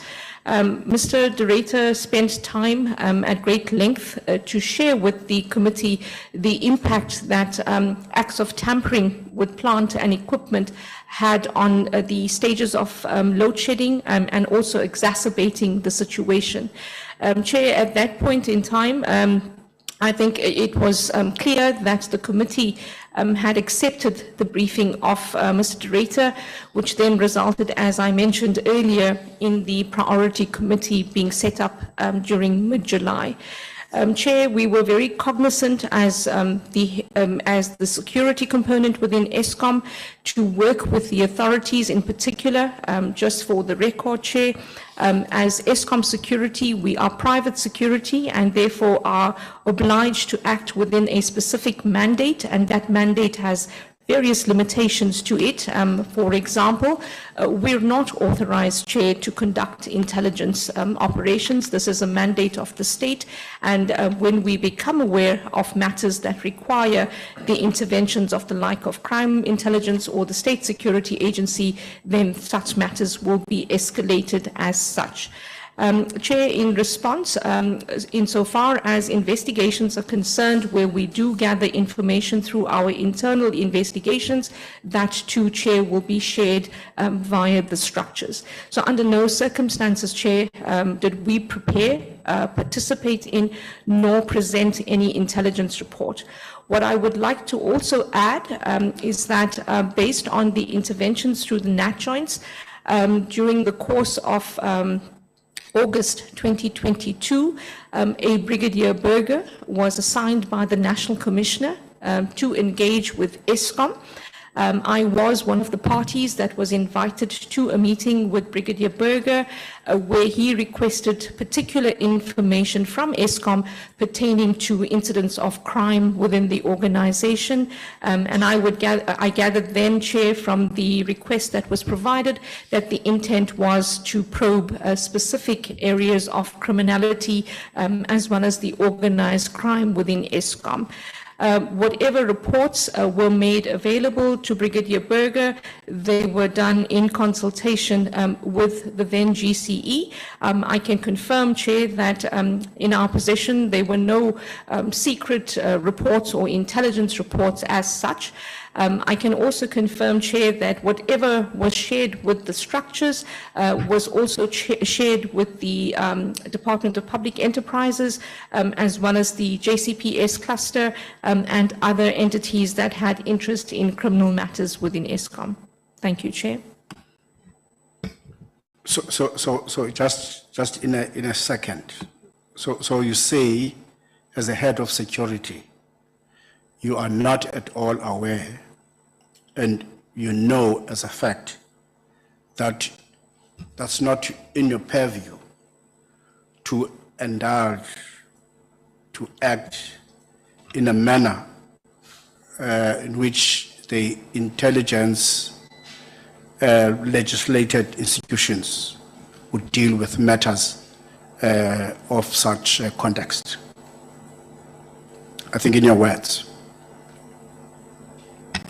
Chair, through you, I would just like to confirm that in my role as head of security, it is incumbent on me to cooperate and liaise with the agencies insofar as their mandates are concerned, and that is what has been done, Chair. At my statement around intelligence gathering was in particular in response to the company that was utilized by the former GCE. I certainly did not have that in my purview, neither was I consulted nor engaged on in that regard. Thank you, Chair. Thank you very much. Are you aware of a security company which was procured for its services immediately thereafter?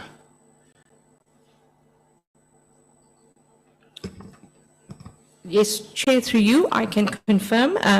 After the notification was made to the NAT joints around the threat, there was a request for us to safeguard the infrastructure of Eskom, in particular power, and I can confirm a contract was put for specific infrastructure within Eskom.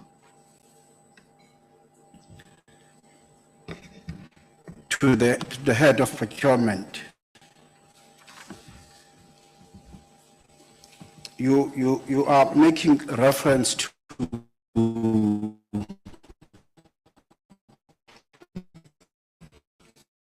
your policy of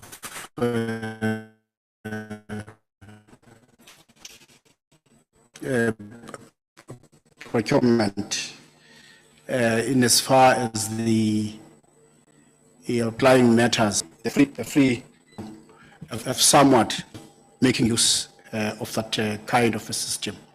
If you could probably confirm that, is it within a SAP related system? Is it a SAP driven system? If I can come in. So free text is a way of capturing, yes, within SAP, a request. So under ideal conditions, you should not allow free text in that an end user can describe in their own words what they want. So what we have done is blocked the ability to put in free text or a long-winded description when you want a material. Rather, we request that you, if you're buying something, that it gets catalogued or codified if you wish to purchase it. And that's with regards to materials, not necessarily services. Yes, thank you very much. We are aware that there's been some interventions by National Treasury which have given rise to Note 3, implemented somewhat in April. And subsequently, you have made some kind of appreciation statements around that kind of enactment, and which has made a number of waivers for occurrences in as far as procurement is concerned. Can you comment on the existence within that process of your reviewal of your procurement policy, which has been confirmed by the GCEO, of some form of a privatization of some elements of procuring certain services he has referred to. I'm paraphrasing what he has made in his statement around areas of procurement which are handled privately, not within the Eskom system. Are you aware of such, and are they such being part of your procurement system? So, Chair, if I can deal with the first portion on the waivers. So, with regards to National Treasury Instruction 03, it's not so much a waiver as in it's the rules now for all state-owned entities. So I think we welcomed the fact that National Treasury was cognizant of the delays in processing expansions and deviations that may lead to have an impact on operations, in particular, the power stations, etc., to get contracts or procurement by other means dealt with. So in that regard, National Treasury's instruction notes have changed it. The accounting authority takes that responsibility, and we report back to National Treasury within 14 days of each expansion and deviation within those thresholds. So that's not so much a waiver as in a new way of instruction notes that apply to everybody. When it comes to this comment on privatization, in the best that I know, procurement is done by internal people. We have no outsourced procurement. We have instances where we augment resources in procurement and supply chain with additional staff on site. We have no external systems. The systems are SAP, and we only use SAP. We don't have any outsourced systems. Even the tendering it's either through National Treasury, which is allowed, or our own SAP systems. There were talks about different models, in which case we could have dealt with generation and the pervasive issues in generation. But I can confirm, in conjunction with my colleague Becky, we are dealing with those issues and the shortcomings in site, insofar as bringing in more resources, training the resources, and dealing with the shortcomings in the processes and procedures. When it comes to exemptions, departures, or applications, we're working very closely with National Treasury, DMRE, DPE, in the Nat Joints Workstream 4, which meets every week, to look at the extent to which regulation notes or anything in terms of legislation is actually slowing down generation's ability to actually procure the goods and services and maintain the things. So in that regard, we take it quite seriously that we don't actually go for departures if we can actually fix our own procedures and our policies in that regards. So in terms of Eskom, its policies and procedures are aligned to National Treasury instruction notes, etc. The departures, if we ask for, could be on a case-by-case basis. For example, if we want to get an exemption against certain localization restrictions, we would go to the DTIC for that transaction only, not a blanket exemption for all local content. I think we also welcome the PPR, because the PPR has also simplified the way we're doing work. So I can again confirm there is no presentation in terms of privatization or any plans in terms of the procurement and supply chain staff, certainly not from my side or in any meeting that we've held to that instance. Thank you. So on record, you'd say what Mr. de Ruyter has referred to does not apply at Eskom? That is correct, Chair. So we said we've augmented resources, which means we may have individual service providers topping up. So we have buyers on site, and every site has buyers. We may have additional buyers, for example, that come from the service provider, but those service providers work according to Eskom's rules and regulations. So I can't say there's no outside company, but there's no privatization as such. Thank you. The question to the former chairperson of the board. In his confirmation, is that we are where we are, or Eskom is where it is currently because of the failures of SAPS or Hawks after they have had meetings, even with Advocate Cronje on matters of a serious nature of criminality at Eskom. Would then that statement seek to confirm that the chairperson of the board, then chairperson of the board, and then board are aware that there has been intelligence-related investigations that were taking place, and that would have been sanctioned by the board, as they would have known that there's such a kind of investigation existing at Eskom? Thank you, Honorable Member. Let me first respond this way. These operations were declared as operational matters and not for the board.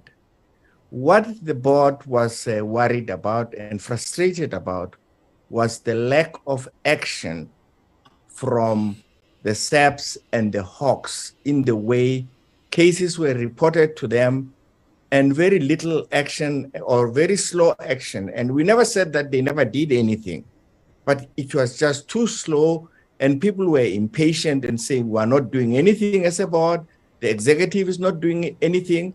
So the executive and the shareholder said, there has to be a way in which we must try and get on top of the matter. And that must be left to the executive, and that executive was headed by Andre.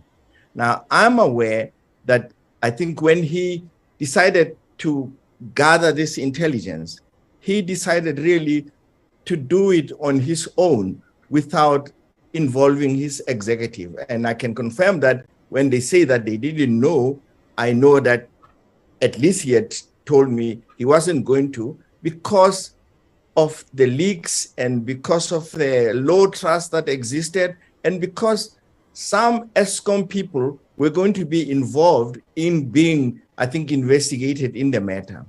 So that is how it happened. The board as a board did not sanction a particular request, as I say, because this was an operational matter, and he had the authority to deal with that as the GCE of the company. So you maintain that he has authority to conduct an intelligence operation as the GCE of Eskom. So your responsibility then as the chair of the board was to sanction it, as you are saying, as an operational matter, that some intelligence operation must be conducted by. That's what you're saying. Now, let me explain to you. I've been a CEO, and there are certain intelligence things that I had to do because of the operational issues when I was at the university. And I would not go and request permission from the council of the university. And I can tell you, for the experience of it all, if you were to ask many CEOs, they have private funds, they conduct these matters, and only when they are significant and they've got information, they go to their board or they go to their council, whatever it is. So if a matter is deemed operational, it is within the sphere of the chief executive to deal with it as he deems fit. And when he decided it is appropriate to go to the board, he does that. We don't have a GCEs that are really there to be controlled by the board. The reason why we appoint them is because we think they are competent to run the organization, make decisions that are appropriate, and come to the board for guidance and strategic direction, not to come there for their operational observations. That's how I handle the matter. Now, through you, Chair, the former chairperson of the board is saying he was aware, the board was not aware. As the chair of the board, he was aware, and the board was not aware. The board of Eskom remains an accounting authority. the denial of an accounting authority on matters of accountability is itself an act of dereliction. And in this instance, I don't agree with that. And then in this instance, you deny the board the information which is necessary for the board to act on matters which are very crucial, on an institution which is failing in a number of instances. Well, where we are in darkness, or where we are in systems failure, or where we are on operational collapse of an institution which has been given into the board members appointed to oversee the entirety of operational efficiency of an institution like Eskom. Yet knowledge of assistance to assist that institution to operate accordingly and in a manner which is going to assist the actual existence and the core function of the institution like Eskom. I understand what you are saying. I'm only telling you what took place in reality, that once the board deemed this an operational matter, it was the responsibility of the GCE to do what is necessary to be done. And I'm saying this, I have done that myself in the position of being a GCE. So this is nothing unusual to be done because he was operating in the interest of the organization himself. And he had to make those decisions that I couldn't make for him as to how he handles it. And as I've indicated to this honorable house or committee, the shareholder was aware of this. Accept the point. Okay, I'm sorry, wrap it up because I'm trying to manage time. My last point, Chair, is that was that responsibility to the GCEO pointed out, sanctioned by the board or by you, Prof, as the chair of the board. Can you clear me on that? That okay. The board has got a knowledge of this. Okay, yes. Let me clear you, honorable member. The board of Eskom that I chair was concerned about the company being besieged with corruption and being besieged with sabotage. And obviously because the GCE and some of its members would report incidents of sabotage and incidents of corruption that were taking place. And we kept on saying to the management, come up with, yeah. Prof, I'm sorry to interrupt. I think pointed the question was what you have said insofar as being aware and their operation, what you deemed an operational matter. Yes. Was it sanctioned by the board or by yourself as the chair? So I think the question is seeking to clarify, was the board aware that such an operation would take place, or were some members of the board aware that this operational matter would be rolled out? We've noted the concern that you had with Hawks and SAPS and so on. We shared that concern after yesterday's shambolic presentation to us.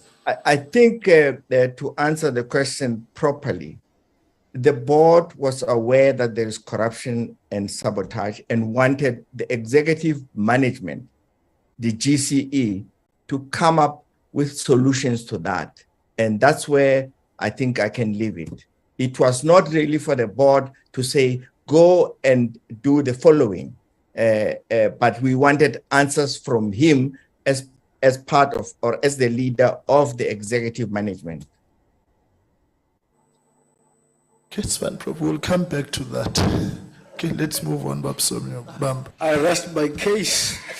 All right, colleagues, I'm worried about time because also the venue constraints which have been advised that whilst the budget vote is at 3, we need to clear the room by 2. Yeah, so I know that Babsom has had a back and forth, but can I ask that we try and at least put a set of questions and then come back with follow-ups? Time is really, really against us. Please, please, please, please. Chair, that arrangement didn't work yesterday. I think what Honorable Some has started with, it's very progressive, Chair. I plead with you. Yeah, I'm saying put a set of questions and then you come back with your follow-ups immediately. All I'm just worried about time. I'm saying there are a lot of questions that one needs to get answers and move on. If we put all of them, when they respond, they don't respond to all the questions. All right. We're going to be done by 2. You're going to have 15 minutes each again, so that we make 2 o'clock. So the quicker you put them, yeah. All right, fine, Honorable Hadebe, I will not interrupt you. You have until 12:30. Yeah. And Honorable Van Minen, you'll come in. No, thanks, Chair. Let me start with the former Chair. He says the board was concerned. And then he also alluded to the fact that he was told about the intelligence report, but in your own words, you said it was a word of mouth. You did not see the actual report.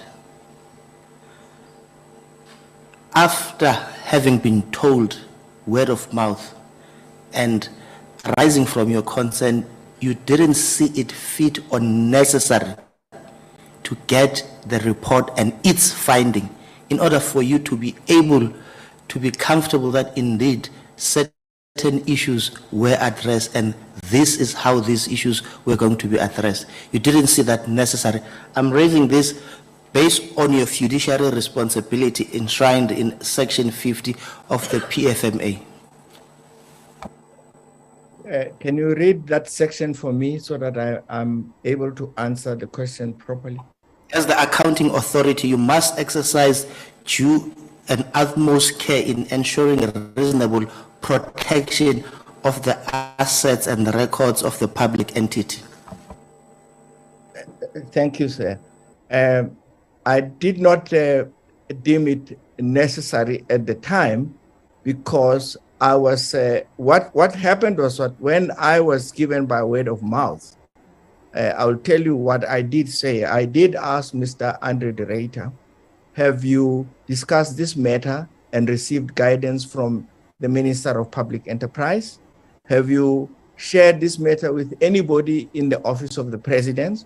Have you shared this information that you're sharing with me with the Hawks and with the SAPS? And he said to me he was going to do that because at the time he did not have the written report. So yes, I did try and get that, but I couldn't get it because it was not ready. But I wanted this matter to be addressed urgently as I could. When exactly was that word of mouth shared with you? That would be around middle or end of May in 2022. But there was a meeting in July where he made an undertaking to make a report available, and that meeting was also attended by your head of security, which took place with the net joins. So at that time, the report was already available. So meaning you had sufficient time to get the report when it was made available. Why didn't you do that? Because other law enforcement agencies were finished with the report.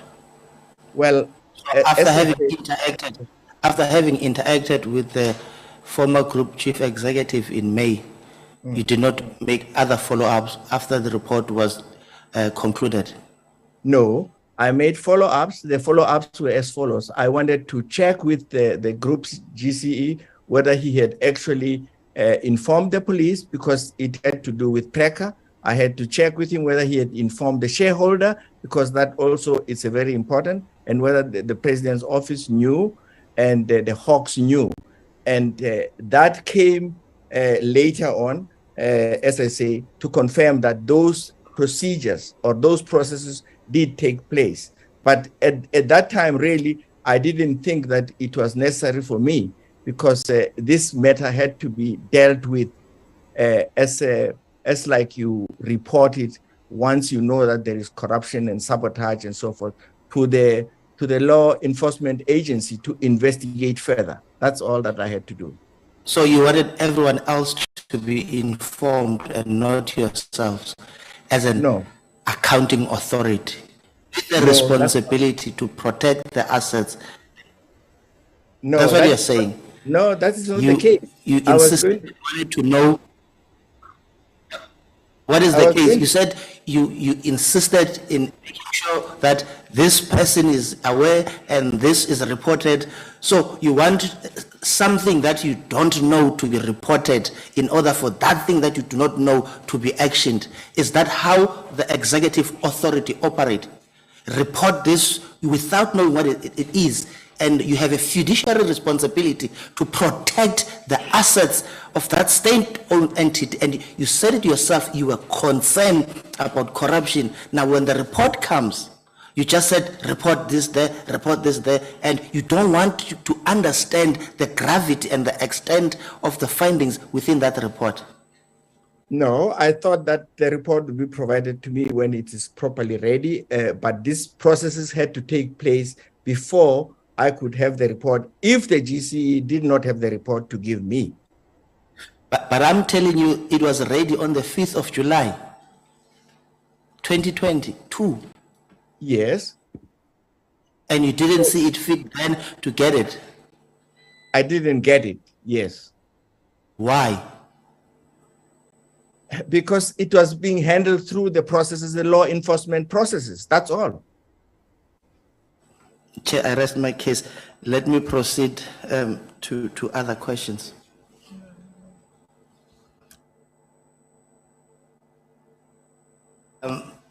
To the new board, when the interview took place, and this is what Mr. de Ruyter said. Everywhere there was resistance to implement controls, conduct investigation, and to implement disciplinary actions. As we've uncovered more and more and more, it has just become clear that the rot was much worse than I anticipated when I took over. He went further to mention issues of cartels. He went further to mention people washing money with 18-year-old expensive champagnes. He went on further to mention issues of the car dealers in Mpumalanga Highveld. And when you had an opportunity to sit with him in your agent meeting, and he went further to mention the informants and operatives, suggesting that he got an intelligence report, you didn't see it fit in that meeting to ask him to furnish you with the report and all the information in his disposal. All you deemed it fit and necessary was to terminate his contract. Did you act in the best interest of an organization by letting him go without furnishing you with the necessary information?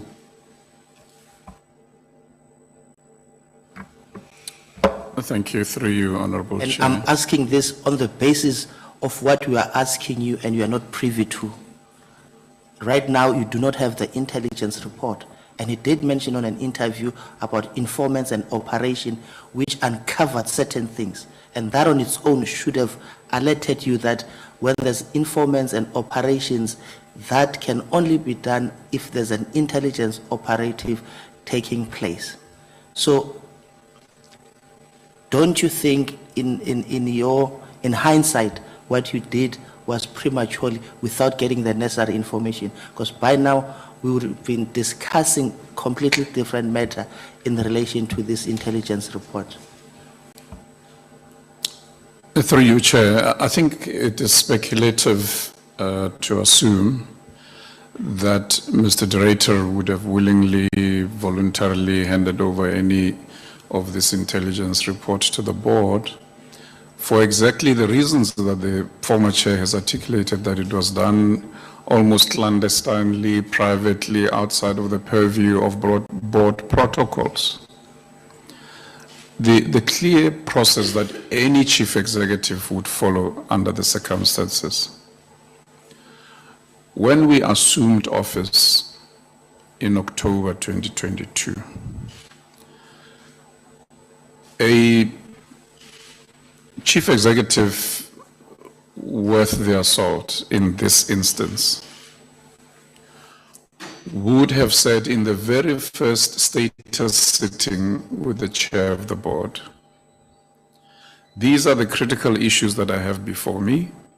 One of them is this matter. Let record reflect that since assuming office, I've met with Mr. de Ruyter on Tuesday fortnightly status meetings every morning of those Tuesday fortnightlies. And the reports that I got would have been more or less comprehensive by any measure. So it would have covered all key aspects of the organization, save for this one. Two, even on the day that I met him for the very first time, remember the day where there was some dodgy thing under his seat that he felt he found, which later turned out to be a tracker device. It was on the first day that I met him when we assumed office. I never got any comprehensive report from that. He mentioned it in passing, and that was it. Another critical matter which the board has had to investigate independently is when the matter of the cyanide poisoning was also reported. As the board, we never really got any comprehensive information. Again, that was investigated out of the same resource kitty, now we know with hindsight. Honorable Member Khateba, I don't think that the board at that time would have had the benefit of what you feel we would have had, because there was no intention on the part of the chief executive after 4 months working with the board that points to the fact that we would have received that report. Equally, sir, if I may finish, Mr. de Ruyter came before this august House of Parliament. And quite honestly, if there was intention to release that report, this would have been the place. And I don't think even this House had the joy of being supplied with that report. So from where we sit, hence we said we would appoint independent legal counsel in line with our fiduciary, exercising our fiduciary responsibilities, to ensure that independent of us as the board, independent of the executive colleagues, the board would work with that legal counsel through our Audit and Risk Committee so that a comprehensive investigation can be conducted so that we know the bottom of what really transpired. And so that's what we intend to do, and we will still get to the bottom of it independently in that manner. Thank you very much. Chair, are you aware of the 4 organized cartel from 60 to 70 who are well trained and sophisticated? Are you aware of that report? That report has never come to my desk. It has never come to the desk of any board committee. Are you aware of a Eskom buyer that was arrested for defrauding Eskom and was released the following day and nothing happened? No, I don't remember receiving such a report. Are you aware of the 1 million per month fuel oil corruption, and 2 buyers were identified? They were arrested and released on a 500 rand. I mean, I think it's 500 rand bail. Are you aware? And later on, nothing happened. The matter ended there. Again, sir, the burden lies with the No, one. I just want- No, we're not. The Exactly. burden lies with the one who alleges. No, I'm trying to. Because the one who Okay, tabled that it's a- information. Wait. I It's should be okay. allowed to. Wait. I should be allowed to finish my response. Wait. I just wanted to say. Wait. The latitude that I don't come in between should not have a slinging match now. So I'm trying to manage time by avoiding to say chairman, Ateb, and so on. But at the same time, manage it in a way that it remains civil and cordial. Indeed, Please. sir. Okay, And I plead with the I- honourable member to allow us to respond to his questions. You have responded to my question. I wanted to highlight something. These are the matters that were raised in that interview. And in your response in a statement, you said nothing new that was raised. And all these things that I'm asking you, it's things that are raised by him, and you are not aware of them. Yet you have written a statement that there is nothing new. I've asked you, in hindsight, don't you think it was prematurely for you to let him go without understanding these things that he has raised, because you don't know about those things, yet you have issued the statement that there's nothing new. Clearly there is something new, because you are not aware of the 4 cartels. You are not aware of Eskom working tirelessly, arresting Eskom buyers, fuel corruption, where 2 buyers were identified, arrested, released with a 500 rand bail, and the matter ended there. These are the issues raised in an interview. You had an opportunity to ask your group chief executive to unpack on these things. What you did is to release him. So I'm saying again, having information that you were not privy to, you were not privy to a lot of things. I could have go on and on, but because of time, I've just limited my question to only these 3 instances. Were you not interested in finding out more detailed information about this organized syndicate killing people in Mpumalanga each and every day, as alluded to by Mr. de Ruyter? You did not see it fit for you to get detailed information from your accounting officer on those issues? Am I allowed to respond? Through you, Chair.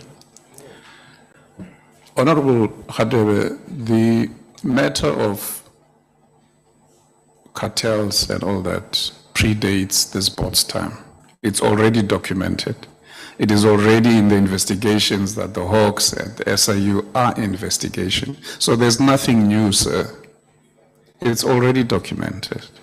Secondly, honourable member, the matter of, for instance, Tutuka, we've said in this very house in November, through the words of our then Group Chief Executive, Mr. de Ruyter, that the power station manager Tutuka is one of those power station managers that come to work wearing a bulletproof vest with his family under police protection. It's on record in this very house.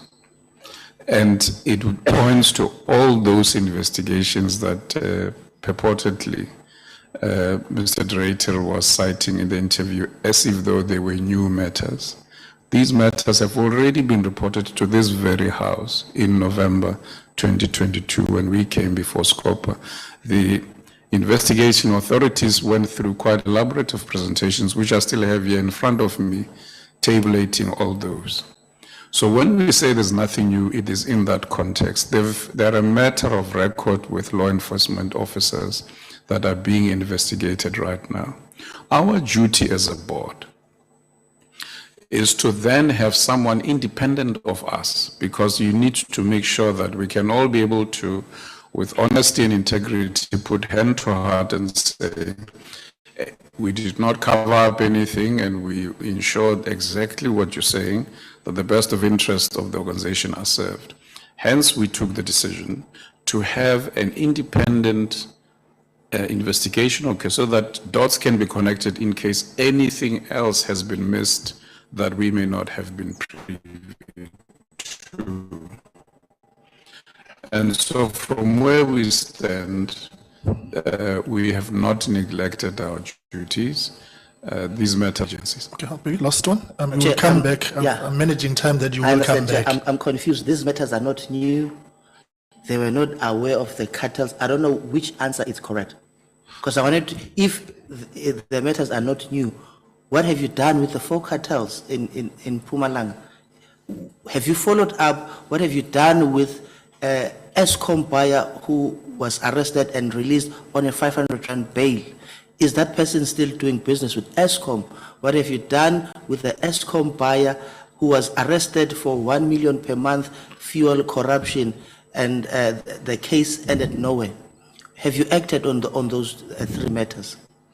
Okay, I think, Chairman, the issue Honorable Hadeb is raising is this. You met with Mr. de Ruyter after he made his allegations publicly. Have you tested them? Or did the meeting say you've brought us into disrepute and he was released? So I think wholeheartedly, suspending the notion whether they are new or not, the issues that he raised would not have been of interest to Eskom to say, why is he speaking on such more greater detail than maybe could have been previously articulated. I think that's where Honorable Hadebe is. Here's your CEO going publicly, making these default position becomes to resign him. Because ultimately, let me put it this way, he was fired, right? That's what it is. Right? He was fired, right? You've brought us into disrepute. We had 1 month to go, so, but that's a board decision. But the issue here is, did you test the allegations that he made? Would it not have been of interest to you? Where did he get the information that he has? I'm just trying to bring all the elements together that Honorable Hadebe has raised without going into the specific cases. Honorable Van Millen, stand by. Do I have your permission to respond? Thank you, Chair. Already resigned. Mr. de Ruyter was not dismissed. He had already resigned. He was serving notice. And so the end of that notice was February 2023. We had previously asked him to stay on for handovers and the like. But it became clear that in that period, he was no longer interested in the broader good of Eskom. It was very clear to the board. And the board did what any board should have done. When your group chief executive no longer serves the best interest of that board as a director of the board, you need to ensure that you alleviate that risk. I know that there's a broad view that wants to position Mr. de Ruyter as a victim, to position him as a whistleblower that Can I just call order, Chair? Can I just call order, Chair? Wait. No. Can I know that some of the I've got things... just one last question, Yes, but wait, some of the Honorable responses are Hadebe, eating on my time, Chair. Honorable Hadebe, and are your not time answered. is up, well. But wait, colleagues, I know that some of the things being said may raise eyebrows. But I think at the same time, they are necessary for us to hear them, to understand the thinking at Eskom.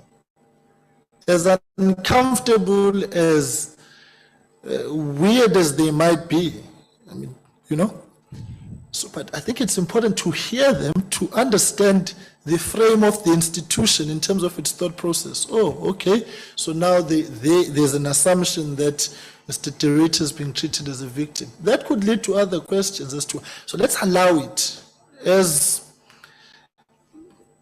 we may be opposed to it, we may not agree with it. So let's hear it. Don't worry, I'm there. Let's hear it. Yeah. Chairperson, in any organization, private or public, when a person of authority acts in a manner that I think mutual respect is important, Chair. When a person in a position of authority acts in a manner that is in contrast with the role and responsibility that he or she is entrusted with, it is common cause, if they have not resigned or otherwise, that they get suspended, so that they don't tamper with whatever that gets done. An investigation is undertaken. Once they're exonerated, they then either come back or whatever the consequences are. That is globally established practice. I don't see why and how any good authority in terms of the executive authority of the board would have let an individual who was clearly no longer acting in the best interest of the organization linger on in the corridors of that organization purely because you wanted to test the allegations. We still have the wherewithal to get to the bottom of whatever allegations he may have said, old or new, through these investigative processes that we will be embarking upon. The truth will come out. The truth is always there, it never hides, and we will get to the bottom of the facts.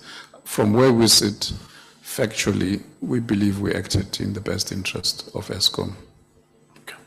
Right. Honorable Van Minen, Honorable Mkonto, Honorable Least Honorable Bukes, we've got time. If you just bamba like I'm bambering you, we will still come back, I assure you. So just note those outstanding questions. Honorable Van Minen. Thank you, Chair. We started off this morning talking about how culture eats strategy for lunch. Now, I'm rather concerned when we're hearing that the past group CEO was asked to leave earlier than his resignation date because he was embarrassing the organization. I think what's really bringing the organization into disrepute is the apparent deep reluctance, not just of the law enforcement agencies yesterday, but also of the actual board itself to investigate matters. But to start at the beginning, we were told that the actual people who are investigating various allegations, as well as the current acting CEO, the acting CEO, and various other people aren't even here. And there was a list of things you were told the people who are here are not particularly up to speed on, including the cabals, a lot of the issue about the fuel oil, and the people who are working on a need-to-know basis. Now, what concerns me is that this matter is really hitting the news and has for quite some months. And here in Parliament, when we have a meeting with the board, it appears that a lot of the people who should be here to account and who would potentially have the information that we need are simply not here. So I'm deeply concerned about this process and about how seriously the parliamentary process has actually been taken at this point, because it seems, and we saw this yesterday, and we see it again today, there seems to be a willful ignorance about what actually is going on, what was reported, what is in the public domain, and it's certainly very, very difficult to determine what, if anything, is actually being done about some very, very serious allegations.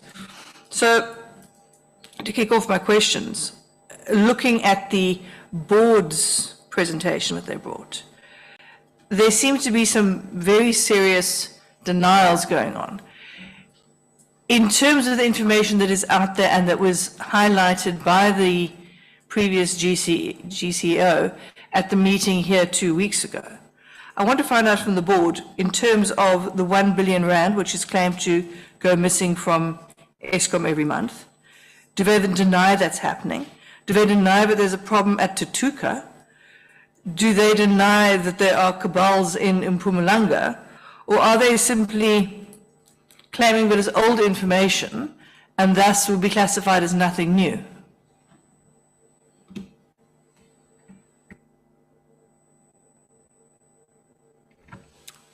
Thank you, Chair.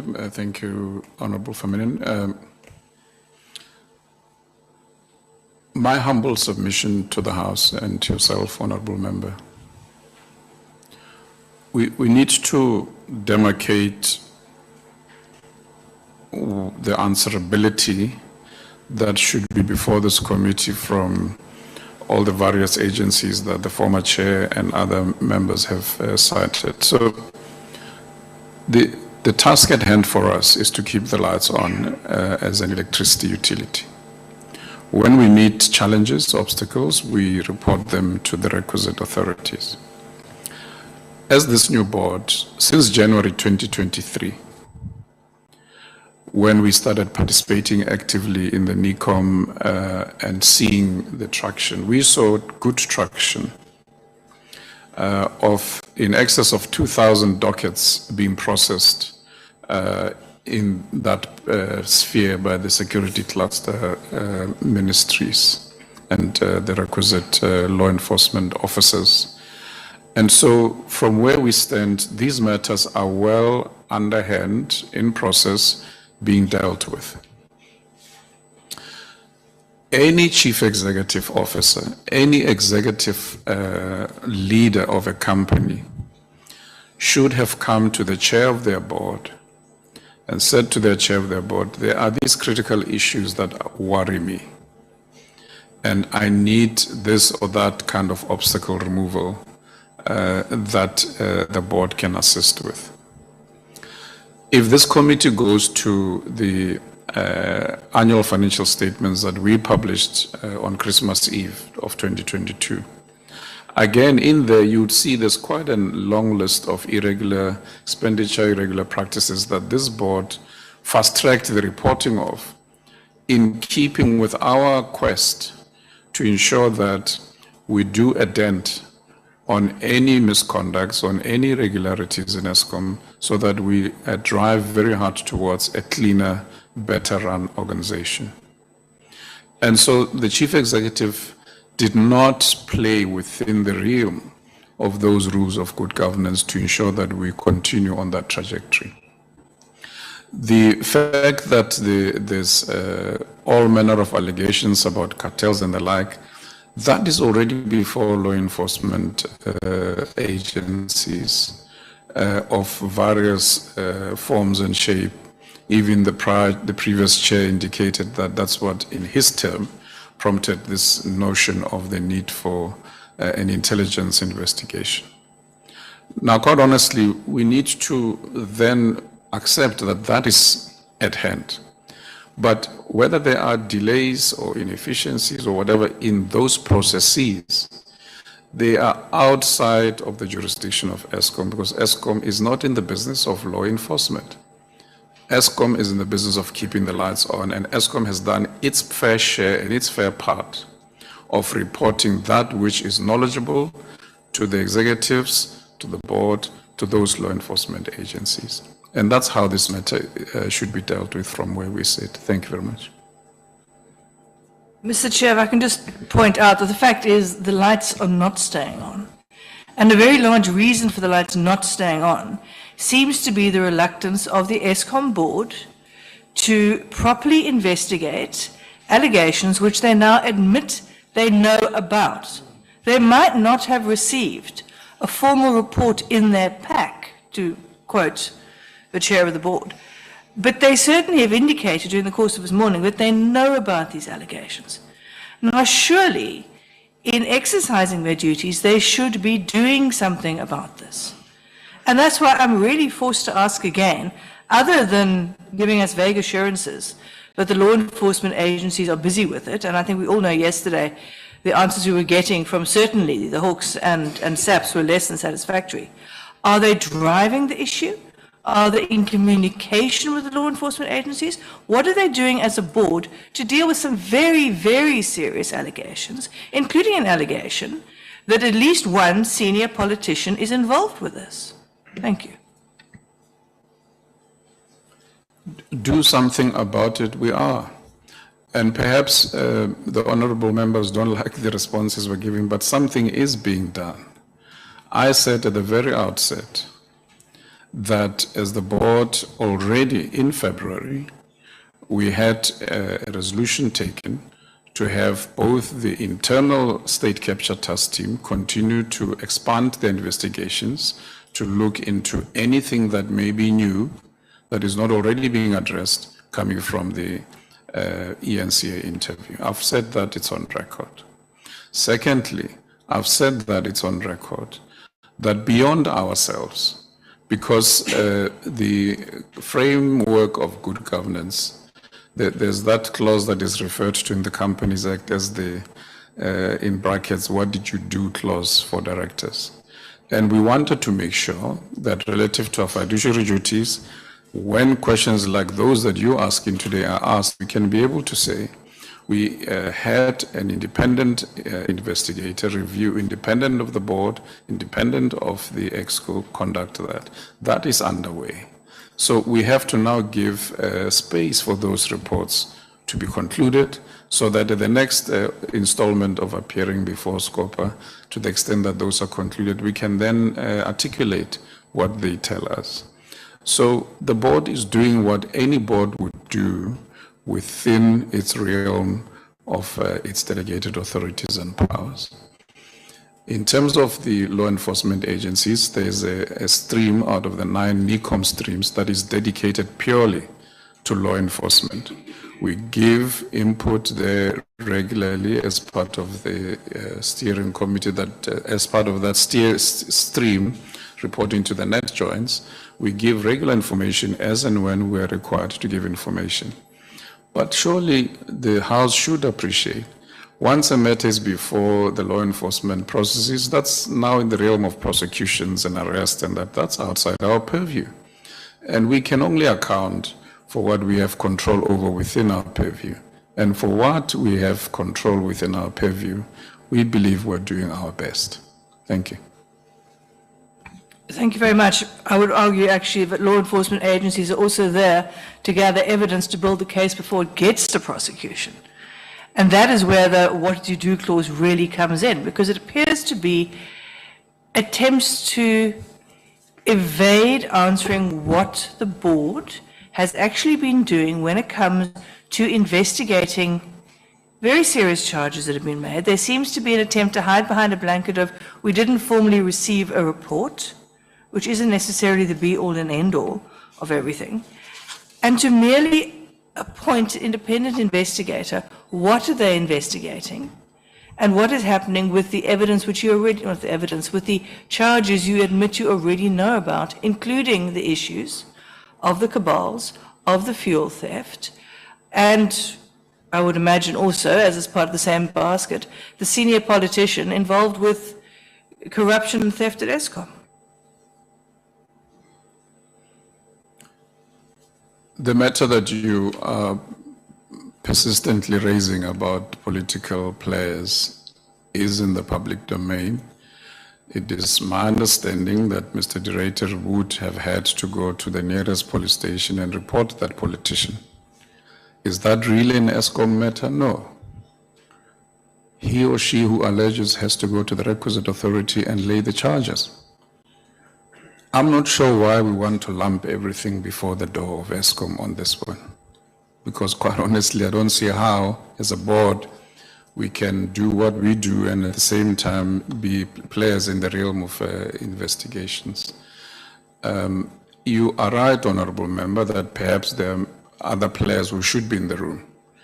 Perhaps we should have had colleagues from SABC and elsewhere to come and answer those type of questions. But respectfully, those are not questions that the board should be answering in terms of how progress is made with arrests and law enforcement. We are not a law enforcement agency. Van Minen, if I'm just allow me a second, but I think, Chair, you need to be fair to Honorable Van Minen and us. Because when Mr. de Ruyter made these allegations, he was your CEO.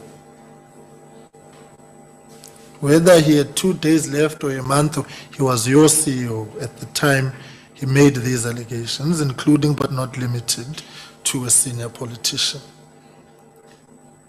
And from where I'm seated, it therefore does become an Eskom matter, because it did not allege these things after the fact of resignation or dismissal or termination, or however you want to categorize it.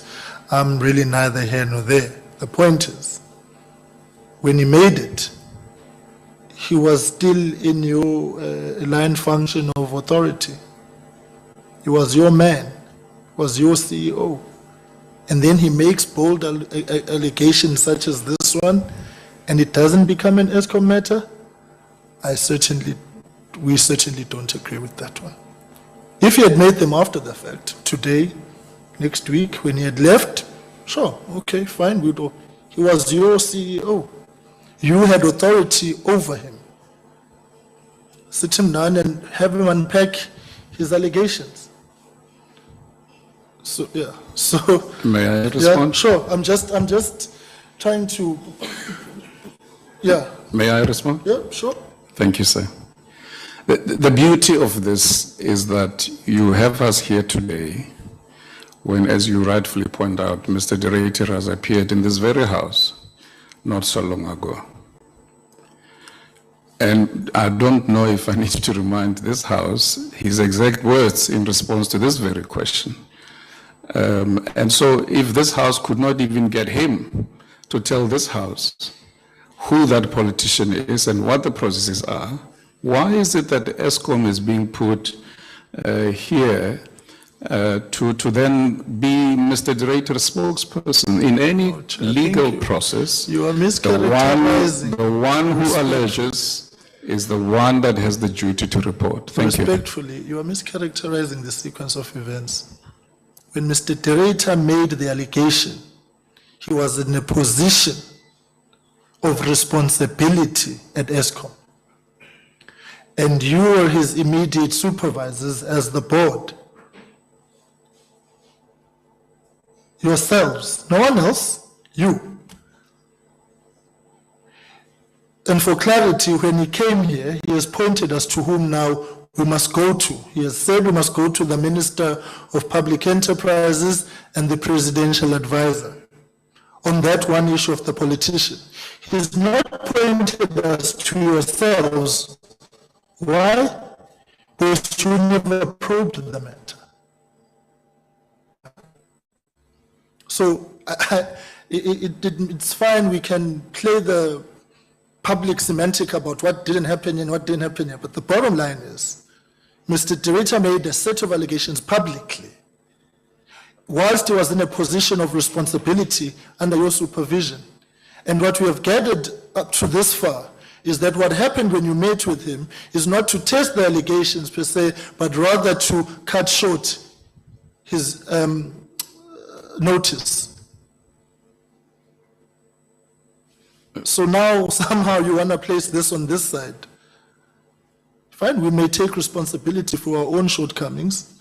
We met him after the fact. You met with him whilst he was your CEO and you cut him short. And I don't think this blame game which you want to draw us down, Mr. Chairman, is going to assist us at all. All we're trying to gauge is the systems and operations at Eskom, as and when something happens. It could very well be that tomorrow another official makes other allegations publicly.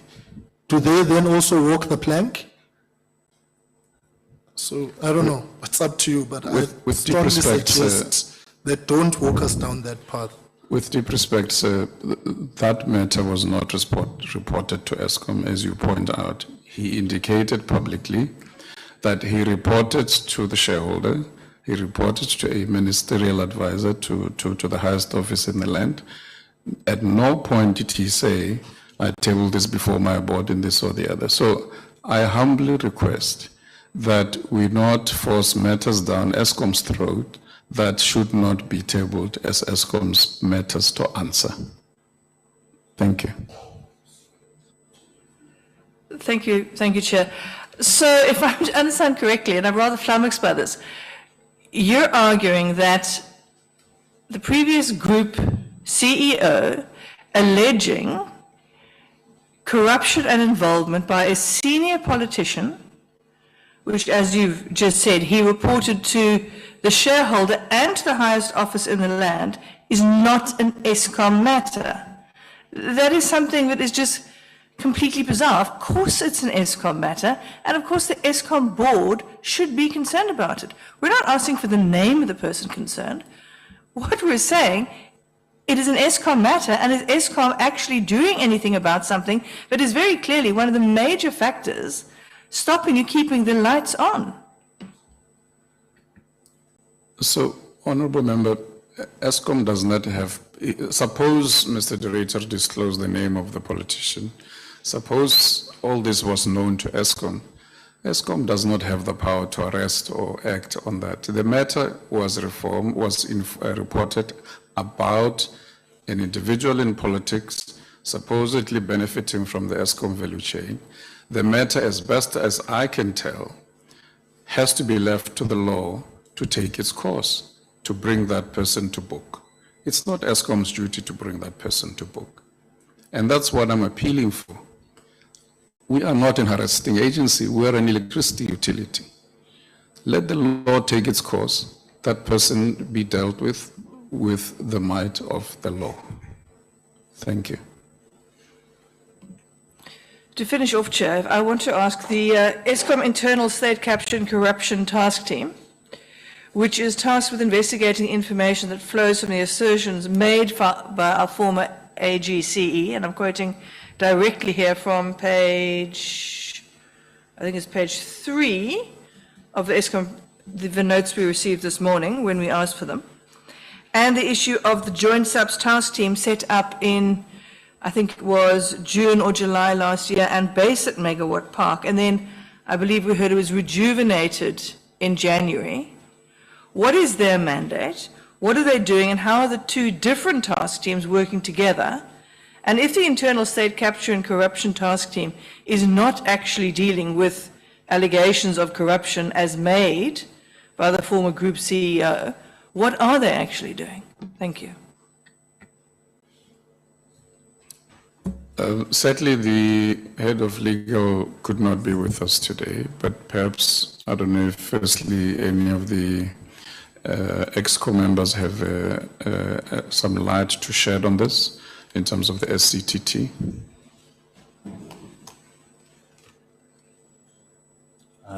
If I may, Chairman, to the board chair, no, unfortunately, I have no insight into that information. Again, I'm not sure if Advocate Pillay might have some insights, in which case she may share. Thank you. I don't think there's anything else I can actually say to that, Chair, so, really. In the notes, I heard him referring to Advocate Pillay, so that you got something to say. Zubabuski is there. Yes, sir. If I may, I was just saying, if my colleague, who's the head of security, has something to share on the question, perhaps you would like to make a contribution. And you'll come in, Chair. I just want to. Thank you, Chair. Advocate Pillay, if there's nothing, it's okay. Thank you, Chair. Just to the Honourable Member, the question around the role of the committee, that being the Energy Security Priority Committee, which initially, as I stated, was instated in July. That committee, the mandate of it was to focus on crime within Eskom, in particular the acts of sabotage, plant tampering, theft, fraud and corruption. Since the committee was revived in January, that mandate has been further enhanced to also facilitate coordination across the different government agencies, and that is with the intention of protecting the national grid. Thank you, Chair. So if I can add, so from our reports that we received through the Audit and Risk Committee, what the SCTT, State Capture Task Team, is following up on, as I've said in my remarks, firstly is consequence management in terms of delinquent employees, as in when there's information that coming out of the disciplinary procedures, this task team coordinates the ensuring that the law enforcement agencies follow that up. Criminal proceedings is the other area that they focus on.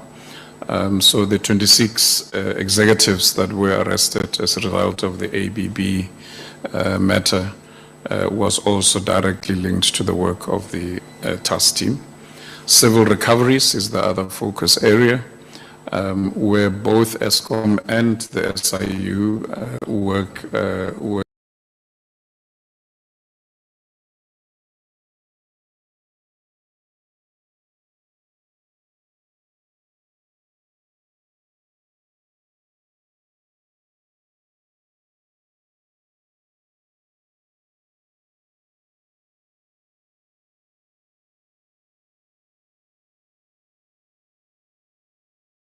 our remarks that be it in terms of the agency that deals with the registration of directors, CPICC, be it in terms of the professional bodies where people are chartered accountants or registered professionals.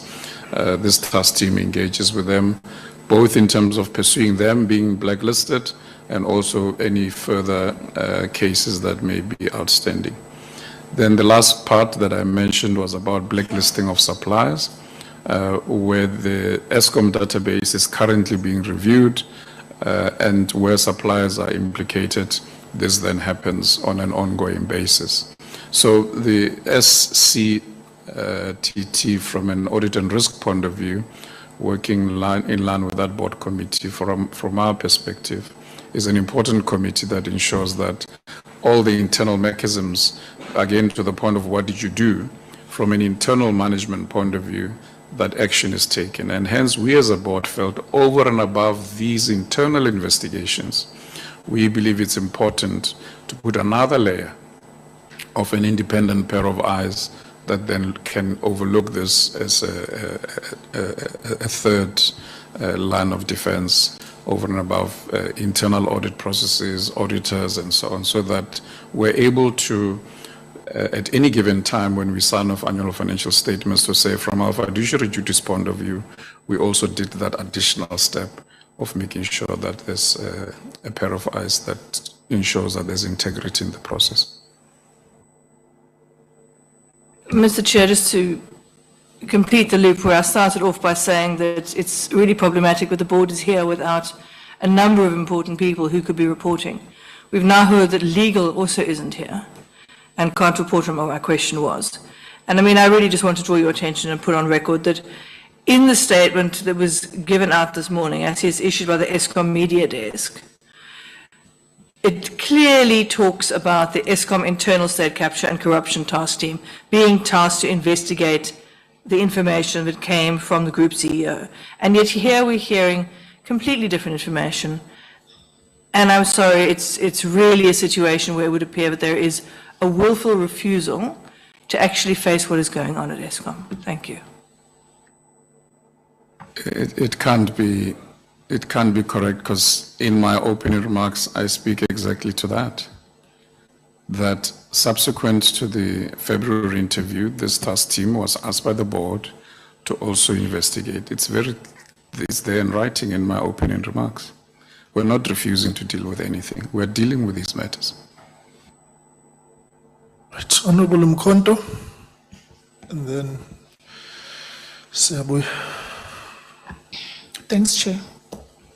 Good afternoon, Chair, honorable members, Chairperson of the board of Eskom and his team, and Advocate Mtivi and his team. Chair, I'll try to move away from questions surrounding the issue of the former group CEO, because seemingly it's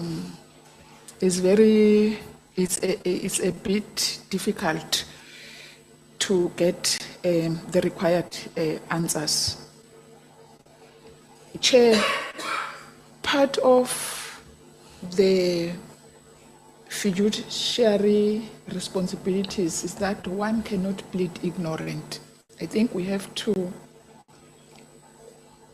as we are talking about this issue of the former group CEO, those are some of the things that we must remind each other about. I have two questions, sir, Chair. My questions will sound operational because the high-level questions, I think my colleagues have asked enough. Chair, we are seated with a dark country. The country is in the dark. And a CEO, a group CEO that decided to be a whistleblower, just abandoned a very high position, and he decided to be a whistleblower. I think that is very, very serious. It's a serious matter that all of us we should be worried about. So my question, Chair, would be, when did this institution realize? I hope an institution big as this one does have a risk management unit. Through that risk management unit, when did this institution realize that there are problems or there are challenges or this institution is under attack, and that might lead to the stages of load shedding that we are faced with today? And as to exactly what were the mitigation plans in that the risk management reports? It can be monthly, it can be quarterly, it can be what? Because you can see, Chair, the things that have been reported by the former group CEO, others are old, others are new, we knew about this, we did not know about, but then the institution itself, when did it become aware? Through the risk management processes as to that might lead to the situation that we are faced with. That is my first question, Chair.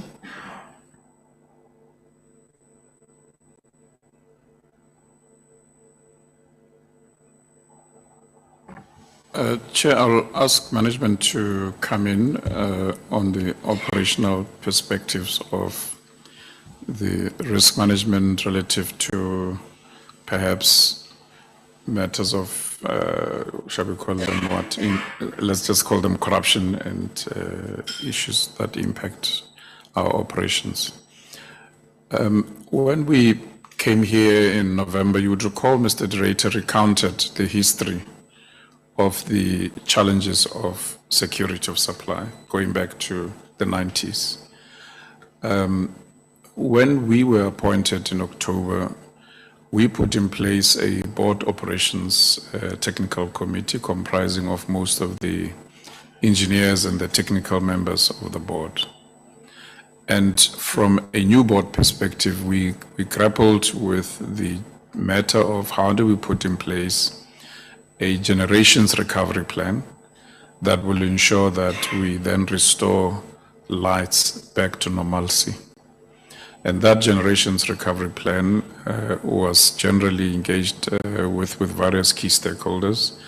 And we've been implementing it since January to ensure that in line with our allocated funds at the end of each financial year, we achieve critical milestones. And that is the generations recovery plan that has been referred to as a 2-year recovery plan, which is now almost an 18 months plan, given the passing of time, to ensure that 31st March, we achieve 60% energy availability, 31st March 23, 31st March 24, we have that ramped up to 65%.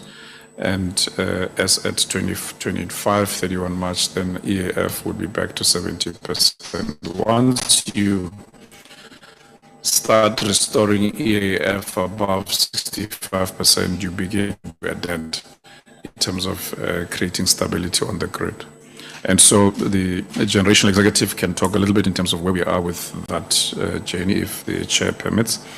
And then perhaps our acting CFO, Martin, to the extent you're able to speak to any risk matters, we can request you to come in. And other executives, I've got the systems operator here, I'm sure Eskom Board would know about this risk management in terms of keeping the systems, the transmission lines intact. So perhaps with your permission, Chair, I can ask those 3 colleagues to come in, and Eskom would be free to add other executives to respond. I will request, Chair, that you allow that, because my next question would be how successful. Okay, can we get to those responses? It's 3 people, please be pointed in to the salient point. That's perfectly fine. Thank you, Chair. And Ngamalo, if you could kick off, please, on the recovery plan. Thank you. Thank you, Honorable Chair, and thank you, Honorable Member, for the question. I think, Chair, briefly on the recovery, like the chair of the board correctly said, that we are still focused on getting to 65% by end of March this year. We are currently operating at a bit of a backlog because of the incident of the 3 units at Kusile that are currently off. That is taking us about 2,100 megawatts off. So that is really setting us back. But we are working very hard to bring those by the end of the year. So that will start then to give us a breather. But currently through this winter, it's still going to be very difficult, Chair, given that also at Quebec, we are busy with for the first time this winter, we're also going without a unit at Quebec while we are busy with the life extension project there, which is critical to ensure that Quebec can operate post 2024 as well. So that those are the constraints we're currently having. But once we get the Usile units, by the end of the year, we will be starting to be in much better position, Chair. If I can maybe just high level, Chair, leave it there. Thank you, Dr. Ngomaro. Martin, would you like to comment on some of the risk issues, please? Thank you.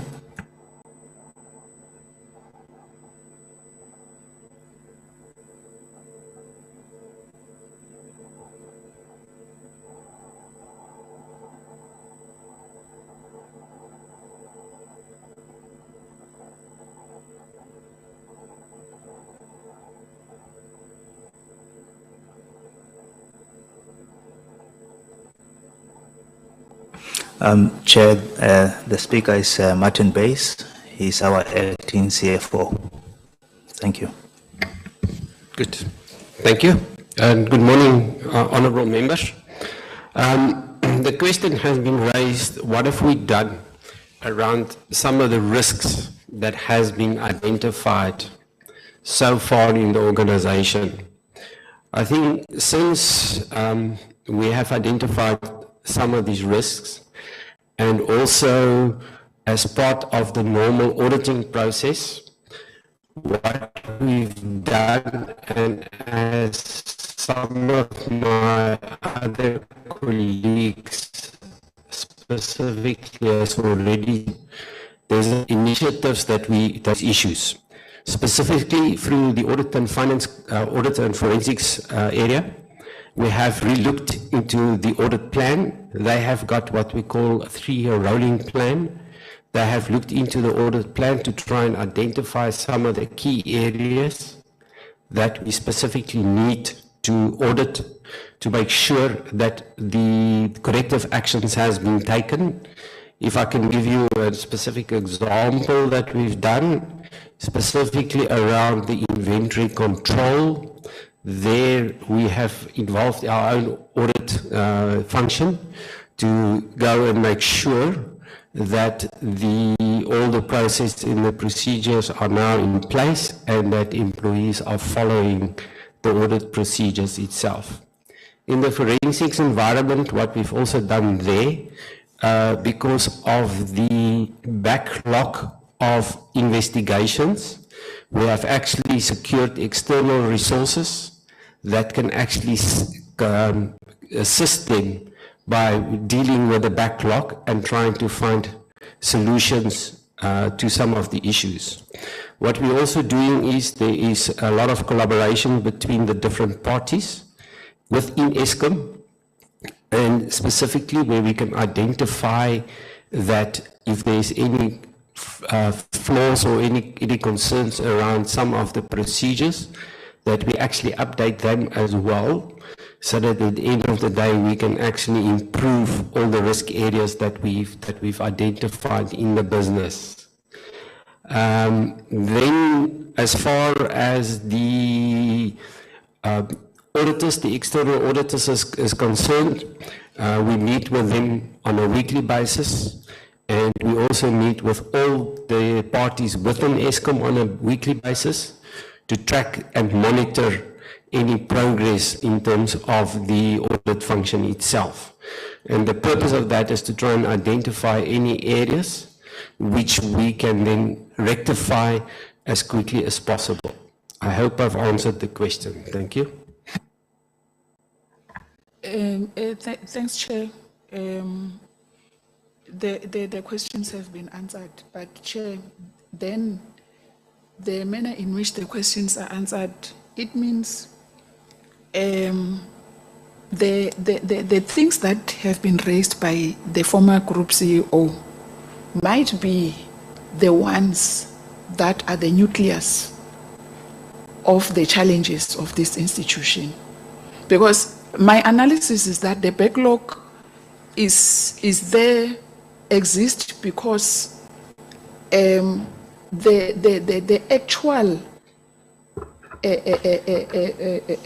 challenges, the actual risks that are in that institution are not the ones that can be identified internally. The ones that Mr. de Ruyter talked about are the things that this institution should be worried about, should assist all of us to be able to resolve, Chair. My second question is on the legal independent panel. The chair of the board said it assists the board to execute its fiduciary responsibilities. I just want to check as to if it is independent. Does independent means how many people are in that legal panel? What are the financial implications? And are there any recommendations that have been brought forth by that panel? And are the recommendations, is this panel assisting in bringing back this country into normal electricity supply? Thanks, Chair. Thank you very much, Honourable Mkonto. So the senior council review, as I said, is still underway, so it's not completed. And it is purely looking at these matters of, let's call it the integrity of the organization relative to what we heard being said on ENCA by Mr. de Ruyter, and relative to our already existing internal investigations run by the State Capture Task Team to use a borrowed term to connect the dots between any blind spots that might still be there to ensure that nothing is missed in the spirit of protecting the best interest of the organization. When it comes to keeping the lights on, that panel will not have the wherewithal to impact on that. We do have an independent reviewer that the board operation committee caused to be appointed. There's an engineering technical analyst organization that started working with us at late February, where from now on, when we do the systems update, when we give an update, as we soon will be doing a winter update to the public, they will have the benefit of checks and balances of ensuring that, because there's been this outcry that often what Eskom reports is not reliable in terms of maybe we say we're going to be on stage 4 and then soon after there's stage 5 or whatever. They will be able to come behind and give assurance of the quality of the reporting alongside the generations recovery plan that I spoke to.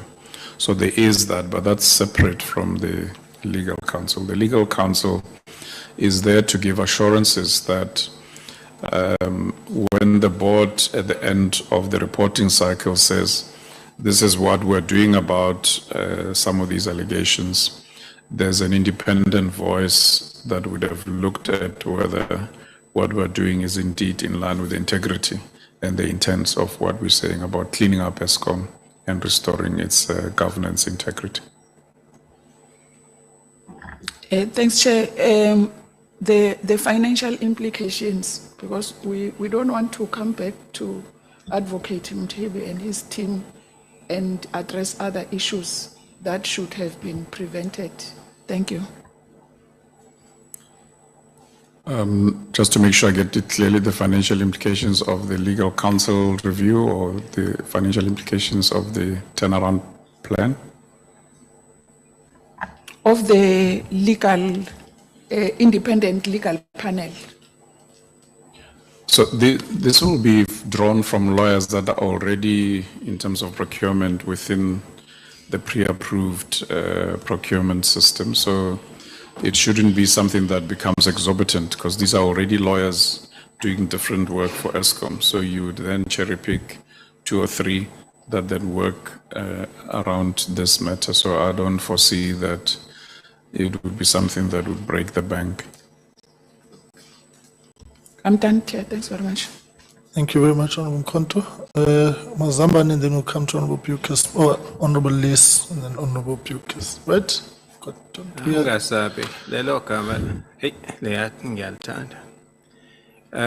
Mr. Chairman, thank you.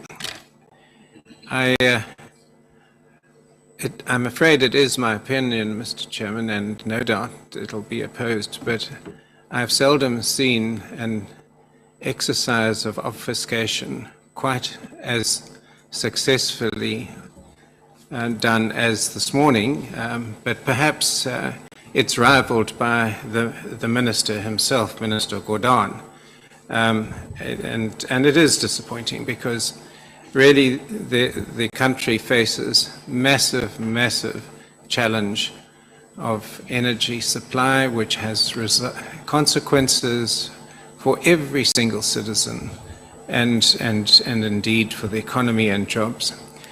So it's been quite a long morning, but I'd like to address my question to, I think it's Advocate Pillay at the back.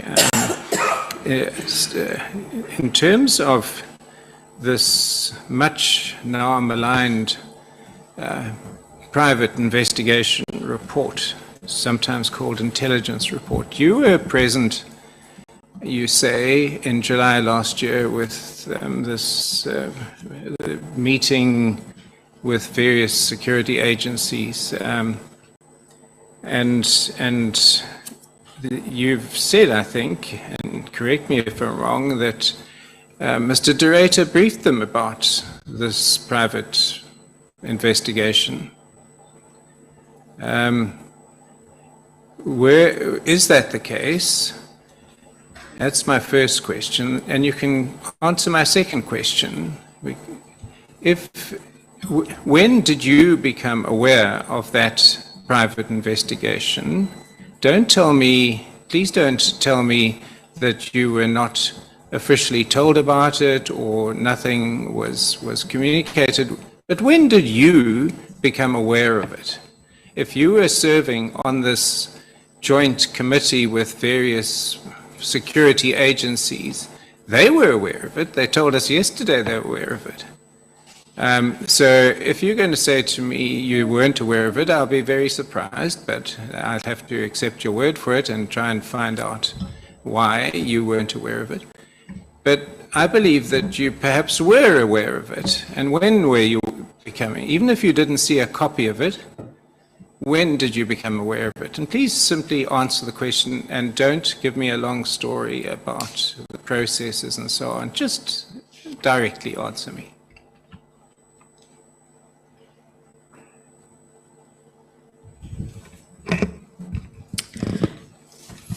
Thank you, Chair, through you, and thank you, Honourable Member, for that question. So, indeed, at the meeting on the 5th of July, where I did state that I was present, when Mr. De Ruyter briefed the committee at that point, he made no mention of an intelligence report. Neither did he make any mention of a private company that was doing work. He purely addressed the committee on threats of sabotage that he believed was going to unfold. He also used the narrative. No, that's fine, thank you. You've answered the first question. So when did you become aware of the report? So I did not become aware of any report per se. The investigation, not the report. So in terms of the investigation, I became aware of the involvement of the private company. This was around the end of September when Mr. de Ruyter made statements of a bugging device in his vehicle, and at that point in time indicated that he had used the private company. It was only at that point that I became aware of this private entity was being utilized. Thank you very much. So September last year, you were aware of it. So it's not true then to say the executive, because I believe you form part of the executive, was not aware of it until it was announced by Andre de Ruyter at his e-news or whatever it was. So, Mr. Chairman, let me now move on then. So we hear from the chair of the board. He's speaking for his board. On the one hand, we have de Ruyter saying that he did inform the new board. We have the chair of the board denying that de Ruyter informed the new board. And he then tells us about a WhatsApp group or something between board members. Teams group. So he's speaking on behalf of the other board members. I would like to hear, Mr. Chairman, from each of the board members here present, for the record, because this is going to become a major issue as we go forward, as to who's telling the truth. And we will find out who has the truth. And I would like each board member present to simply say that they were not informed, yes or no, by de Ruyter. That's all, just a yes or no. I don't need a long story about where they were, what time of the day it was, how many cups of tea they'd had. All right. Maybe what you can do, Chair, Prof, please. All right, let's do this. Chair, you will start with your board members who are present to indicate when they became aware of the investigation and or report, and then we'll go to the executives who are present, and those that are not, to get it in writing to us. Today is Wednesday. Start the next week, because it's just to indicate. So you will give guidance, Chair, of those who are here in the board. Just to that pointed question. There's two members of the board present behind me, Babin Chalinchali and Dr. Von Eck. So Kalanga and then move to. No, Kalanga. Now it's true that we had it on the interviews, and may I suggest you speak for yourself and not with the royal we? When did you hear about it? I had it. I didn't see the interviews per se. I only had I only see it when it was in the circulation and the sector, and then in the WhatsApp group that we have, people were asking about it. No, thank you. The WhatsApp group. So you would be February 2023 when you first heard about it. That's when they interviewed Ed. February 2023. Yeah, that's what I'm. I don't remember the dates because no, I didn't see. That's perfectly fine. That's perfectly fine. Good afternoon, Claudel Fonek. In terms of awareness that there was an external process through the media, I can't give you exact date, but also in terms of an actual report in existence through the media. Thank you. That was nice and brief. So I assume that what you're saying is that it wasn't at a board meeting as stated by Andre de Ruyter. To be clear, I think that what Andre is referring to, when he mentioned an investigation, I will speak for myself. I was under the understanding that he was talking about what is happening in the context of Eskom. There was nothing that gave me a very clear indication that there is an external investigation that is being run outside it. The executives are not aware of it. So in what he's referring to, and I think I know what Andre is referring to, it wasn't clearly stated as what we know has really transpired. So Andre did then inform the board that there was an investigation. He simply didn't clarify who was doing the investigation. Is that what you're saying? Yes, but it also sounded like it, as you would expect that there would be investigations within the context of the organization internally. The point is that he did tell you that there was an investigation. Whether you assumed it was internal or external is not the point I'm asking. Azambane, I'm sorry. Was this point is Mr. De Ruyter's submission says, I informed the new board of Eskom of the intelligence operation at a meeting held at Eskom Academy of Learning in November 2022. Is that the meeting you are referring to?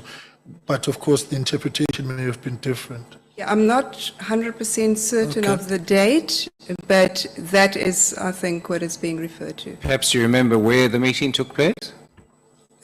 We had those, I think that was at the Academy.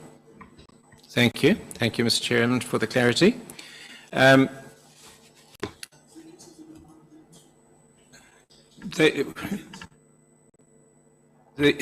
executives aren't members of the board. No one here of the executive is a member of the board, and Andre de Ruyter's statement says he informed the board.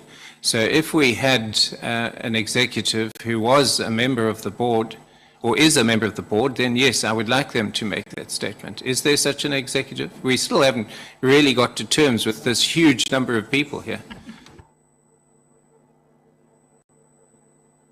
Yeah, no, there isn't. The executives that are members of the board is the CFO and the group chief executive.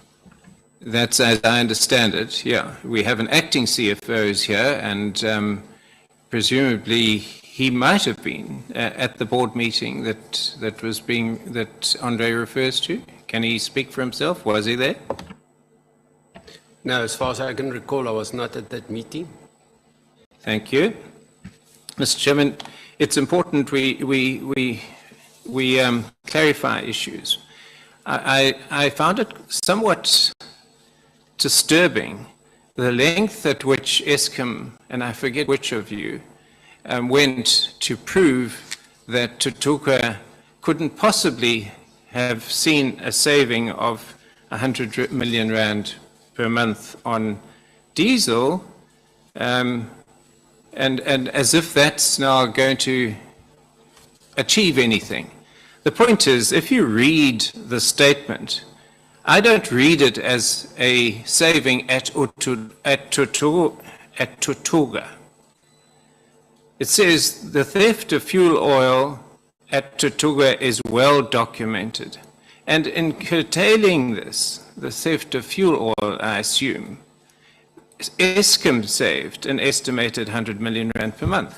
So is it feasible that the steps taken to control the theft of fuel oil in Eskom, not at Tutuga, resulted in 100 million rand saving?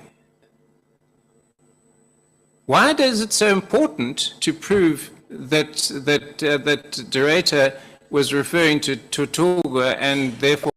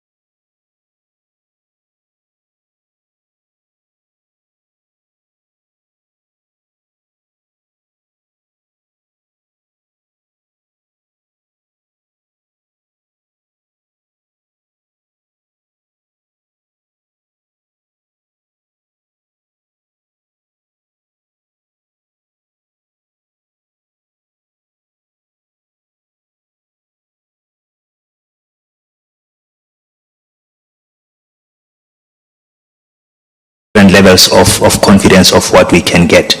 Eskom itself does have a number of potential projects, but given the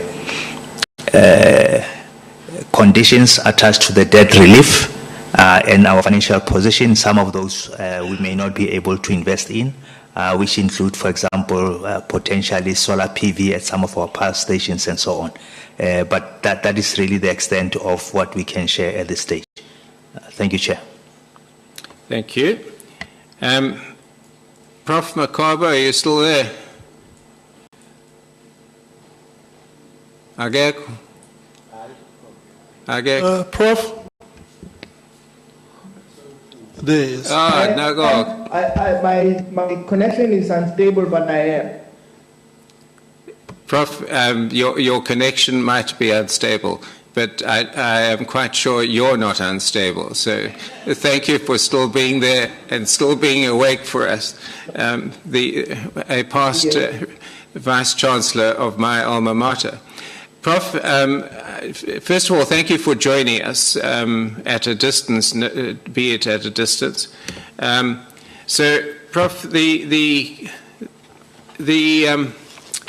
question of the SAPs and hawks in particular, I think that it's evident to me, and perhaps I'm wrong, but I think I'm right, is that the SIU have worked very closely during your time with Eskom, and there have been significant progress, or it's probably not the right word, but achievements, with the SIU working together with Eskom jointly.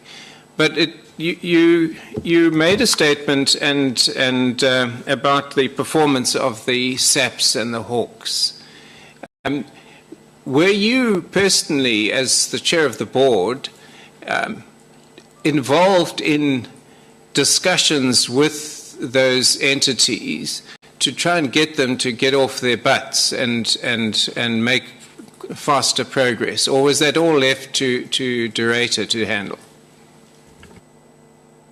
It was all left to de Ruyter, but I met de Ruyter almost every Thursday for half a day with some of his executives. So I knew his frustrations, especially around hawks and the SAPs, in relation to the cases that he had reported, and with very little action.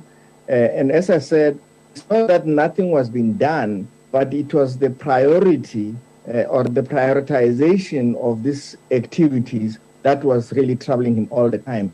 And I remember clearly at one time or another, him discussing with Advocate Cronje as to how Eskom could assist the NPA to accelerate some of these cases. But obviously, there was no progress out of that. Thank you very much, Prof. Mr. Chairman, I hope there might be a second round, but let me waive for now. I've asked that they crave the indulgence of the committee section, but we do need to move towards rounding up. Honorable Pukas, they'll just let us know now how far they're prepared to give us latitude. Honorable Pukas? Thank you, Chair. It's not always good to be the last one, Chair, but I will My try. bad, the best comes last though.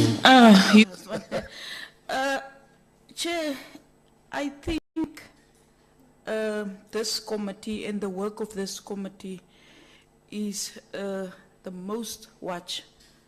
I think days of our lives can, yeah, because I'm getting some WhatsApps from rural areas where I'm from to ask, will the grid collapse during this winter? What will happen to Eskom? They don't care about what is happening here, because I'm here, I'm representing a constituency, and they want answers. But my first question then, Chair, is what are the plans in addressing the technical challenges in Eskom, especially to help in curbing load shedding? I think, Chair, most of my questions are direct. Can I proceed with it? Yes. Then my second one, Chair, is according to the Ruyter, he did fulfill his duty under the Act, under the PRECA Act. And I disagree, Chair of the Board. What is your view on that? Then the third one, Chair, is Honorable Lees was asking about the thing that the former chairperson referred to the subs and the Hawks have done their work, then we shouldn't be here today. And as much as I understand that, I want to know what is the role, Ms. Pillay, of security at Eskom, and what are the security loopholes at Eskom? Is it already identified? You almost spent 2 billion on security companies in Eskom. Was it to assist the current Eskom or the security of Eskom, or was it people from outside? And since when are you the head of security in Eskom? Then, Chair, the board considered the contents of the interview as embarrassing. Is there something specific that is embarrassing, or just the interview and report as a whole? Can you be more specific into which part of the interview bring the company into disrepute? Chair, I'm trying to understand the private investigation in the interview of the Ruyter, and then there was money spent, and then the new board come into office in October 2022. So, although they received money from outside, was there no need for the board to try and understand where the money for that private investigation was coming from? And then my last one, Chair, is my money lodged a case against the Ruyter. What is the status of that case? You're aware of that case? And it relates to my first question. Do you agree that the Ruyter fulfilled his duty? Thank you, Chair. Okay, can we get responses to that? I ask that to be pointed. I'm told a security sweep has to take place here. So can we get responses to that? We're just still trying to negotiate additional time. Thank you, Chair. Let's, in the interest of time, start with the operational responses, and then the board will come last. So let's deal, as we did, with the preparedness in line with our recovery plan and the like, to deal effectively with winter as best as you can, and then also Advocate Pillay, if you could deal with the security matters, and then at the end I'll respond to the matters of Mr. de Ruyter. Thank you, Honourable Member, through you, Chair. I think, Chair, in terms of the grid collapsing, part of what is currently happening is to do that, to protect the grid from collapsing. So I think where we are, though it's painful, Chair, but it is in the interest of protecting the grid. The technical challenges, Chair, in terms of how we are addressing it, maybe I would try to say, like the Chair did indicate, that we have shared the recovery plan that talks to the 2-year program. I think that's what we are seized with, and that's what we report to board as well on the progress as well. Because if we execute that one diligently, that's what will take us to the 65 end of March and 70 end of 25, like the Chair said, Chair. I think in the interest of time, Chair, I would like to stop it there, Chair. Thanks. Chair, thank you. Let me just compliment Mr. Nxumalu's submission. Chair, I think the question that was asked by the member around will the grid collapse? Our task is to make sure that we avoid that to the honorable members, and the pain of load shedding that reduces demand to match available supply is what we are always working to balance every second of the day. And our task is to avoid that. And it may mean higher stages of load shedding if necessary, and if we can't avoid it, but that's what we need to do to maintain the system in balance. And there's other efforts, Chair, which my colleague Mr. Bala may talk to, around also energy efficiency, demand side management, etc., to help reduce demand in an efficient way without too much disruption, better than load shedding, or it may even be necessary in addition to load shedding. Perhaps Mr. Bala can comment, and then Advocate Pillay will discuss the security questions that were raised. Mr. Bala? Thank you, Dr. Skeppers. Just on the demand side management, or on the energy efficiency side, we have launched a program to supplement what we already have on the demand management side, to make sure that South Africans in all walks of life, they actually use only what they need. We sincerely believe that there's a lot of scope for us to be more efficient in how we utilize and how we consume electricity, and that if each of us do so in a responsible manner, that we can actually ease the strain on the grid. Yes, we are involved in a number of programs that will include industry, that will include commercial, but that is also now extended to residential households. But I think the appeal to all of South Africa is for us to use only what we need, and also be vigilant in the state of the system. When you get the alerts, let's switch off our geysers. Let's make sure that in the lighting that we use efficient lights. The chair always speaks about buildings like these, that in how we do the lighting. So yeah, I think in summary, that's more on the demand side. Thank you. Pillay.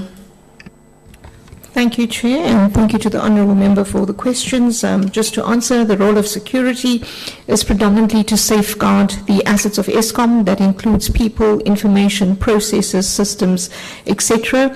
It also entails an element of investigation that is necessary, notwithstanding the fact that there's a separation of roles between the Security Investigations Department and the Audit and Forensics team. Insofar as vulnerabilities are concerned, this is an ongoing exercise within Eskom, but I would like to highlight that control deficiencies seem to be a major issue. This is matters that we also determine from our investigations. Insofar as the legacy technology, which also poses a risk to Eskom, it creates risks of compliance and also opportunities for the bypassing of processes. So as a result, having looked at the security landscape, we have then also made an informed decision to invest in improving security at our sites. And that's where the 2 billion rand spend actually goes to, in terms of replacing security technology, that's your legacy systems, also supplementing resources at site. We do have an aging workforce in Eskom insofar as security is concerned, so we also do rely heavily on the private industry to supplement those resources, and we are also utilizing other mechanisms in order to deploy specific technology within areas of high vulnerability, for example, your way bridges at power stations. Since when I appointed head of security, I have been intermittently acting since 2019. However, I was formally appointed on the 1st of August 2022. And just on the last question around the case against Mr. de Ruyter, the feedback that we received is that indeed the matter was registered and is under investigation by the SAPS. Thank you. The Chairman. Thank you, Honorable Chair. My simple response to the questions you pose, Honorable Beerkes, on Mr. de Ruyter, I'm going to respond guided by two principles of governance. The first one is that taking into account that the chief executive of any organization is an executive director, is a director of the company that they lead, two things come into play. One is to always act in the best interest of the company. That's the golden rule. And the other part is to avoid conflict, finding yourself in conflict to those best interests. And so in terms of how he conducted himself as an incumbent chief executive, even though he had a few weeks left to his end of tenure, he found himself in breach of those two principles of first and foremost putting the best interests of the company that he leads. Honorable members, let's imagine a scenario where every CEO of every publicly listed company, every state-owned company, just decide that the day they are in dissonance with the boards and the shareholders to whom they account, they can just go and do a public interview and just rattle on about whatever they are disgruntled about. Is that the kind of good governance, whether under the PFMA or under the Companies Act, that we wish for our country? I don't think so. Thank you. Colleagues, I'm advised that the presiding officers had indicated that we do need to vacate here too. I had seen the disadvantage, Honorable Beerkes, of coming last. I just want to say we're obviously going to have to continue with this Eskom process because the more things are said, the more questions arise. And I think that in some level we've gotten a sense of where Eskom's thinking is on this matter. And whilst the conduct of Mr. de Ruyter may be questionable insofar as a public interview is concerned, but it should not be a missed opportunity to interrogate the issues that he raises. Don't throw the baby out with the bathwater. To make an example, Muti is a CEO, and the point is taken of good governance. But there are substantive issues is placed on the table which speak to the heart of the problems at Eskom. Second point is this, Chair. You have sort of said it's everybody else's responsibility but yourselves in a way. No, they must do this. I'm sure if your child goes to school, you've got an interest in what the teachers do. You've got an interest in the shuttle they take, the taxi they take to school, and so on.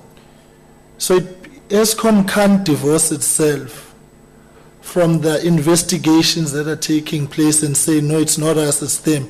You've got a direct interest in those things. Thirdly, just a yes or no. Do you have a copy of this intelligence report as Eskom? Chair, I've said emphatically before in replying to the first round of questions, we've never had sight of that report. Right. We don't know what is in the report. So why that is important is this. You've got Mr. de Ruyter, who was never vetted, presiding over an intelligence operation. It should be of interest to you that you find it and locate it. Because as far as I see it, it may in one part constitute a breach of Eskom's own security, Advocate Pillay. That information of Eskom, in one way or the other, was sourced by a private investigation, and up to now you still do not know where it starts and ends. So this report thing is of particular importance and interest to yourselves. Yeah. So I suggest Advocate, that is Advocate Pillay vetted as security clearance? We will get the 350 that has been submitted. What Ruyter doesn't trust him? Babson. So that's why I'm flagging it. You can't have an elusive report You have a head of security to the tune not of trusted. 50 million rands. It tells you its scope. And it's not in your hands. Yeah. So it's for Eskom to say its own property in one way or the other has formed part of an investigation. I think you've got a solid basis to make that assumption. So that's why I'm saying, colleagues, we'll have to come back to this thing. We will find time. Next week, when don't be the 17th, which is Wednesday, is the Minister of Public Enterprises, Mazamba, and some of the questions you asked, you can pose there about the China trip. Let me take this opportunity to thank you, colleagues, Mr. Chairman, to you and your board and the executives. Madam Chief, thank you for listening so patiently. I hope it gives you the perspectives that you need to continue driving the investigations. On Tuesday, we are dealing with? Tuesday is PRASA, colleagues. Wednesday is Minister of Public Enterprises as a continuation to these matters. Eskom, don't drop the ball. Yeah.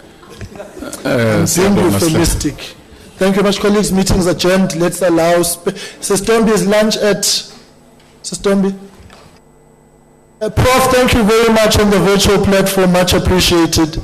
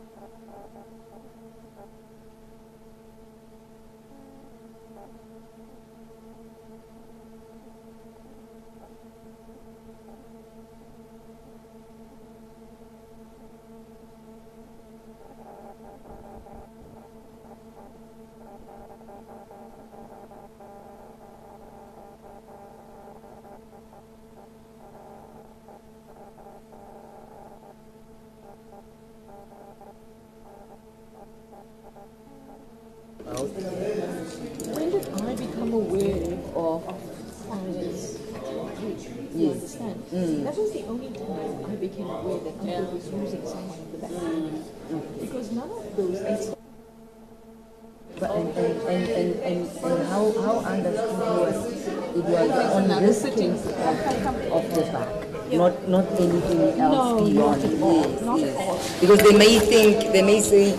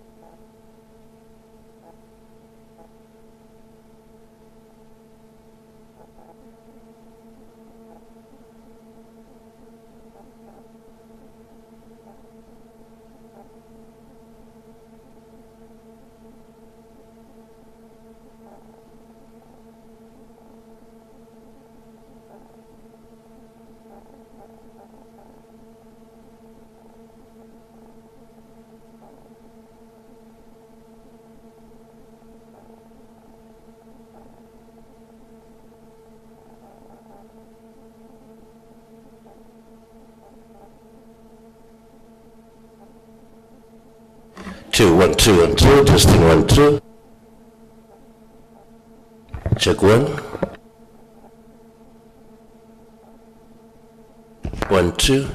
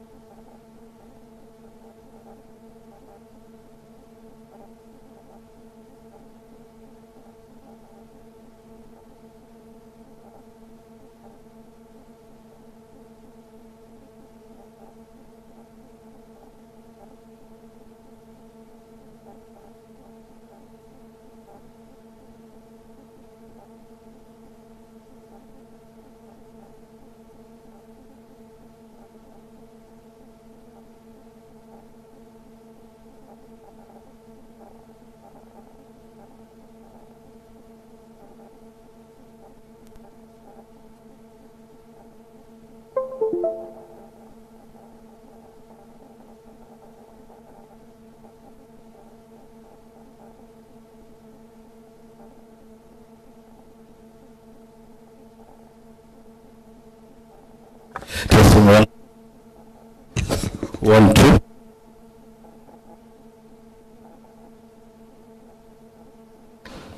One, two.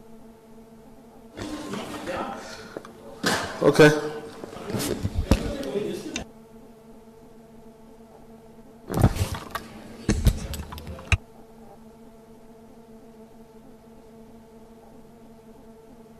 1, 2, 1, 1, 2, 2, 1, 2, 3, 1, 2, 4,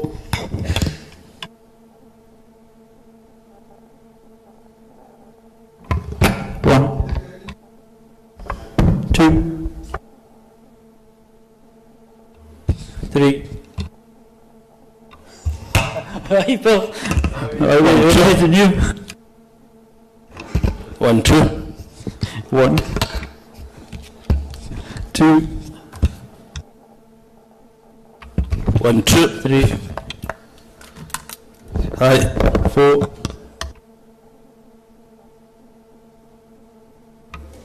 1, 2, 1, 2.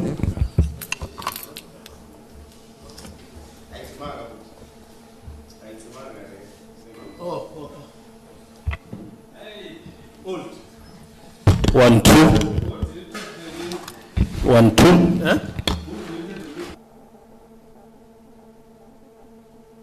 1,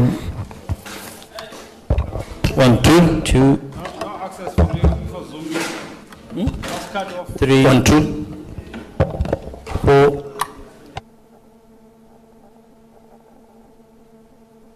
1, 2, 1, 2. 1, 2, 4, 1, 2, 1, 2.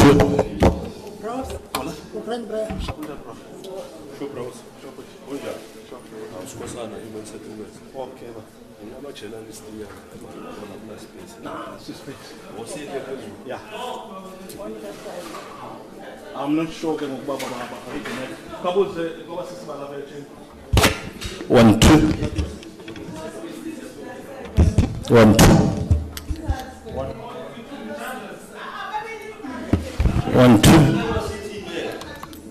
1, 2. 1, 2. 1, 2, 3, 4, 5. 1, 2, 3, 4. 1, 2, 3, 4, 5. 1, 2. 1, 2, 3. What does that mean? It's for the 1, 2, 3, for 4. the debate? 1, 2, 3, 4, 5. Thanks, Tom. Thanks a lot, eh? Demarcation when the table is not here. But they did it yesterday. Yeah, also. It is the fourth, that is what. 1, 2. 1, 2.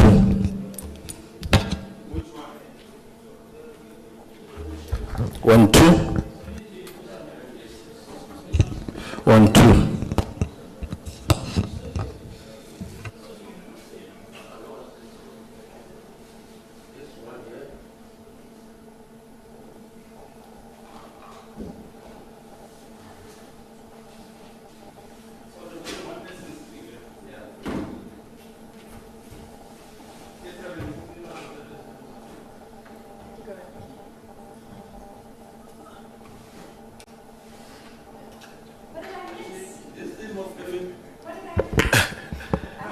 Are you guys ready there?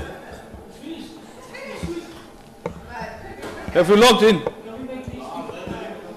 Huh? What time is it? Not 30 minutes before. Huh? What time is it now?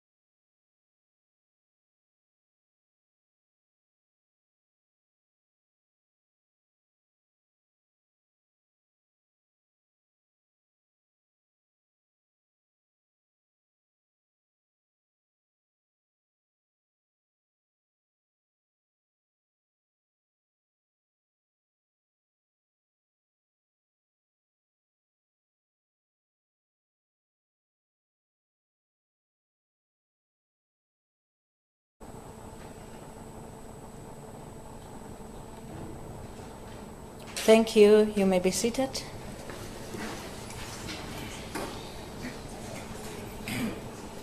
Which one do I use?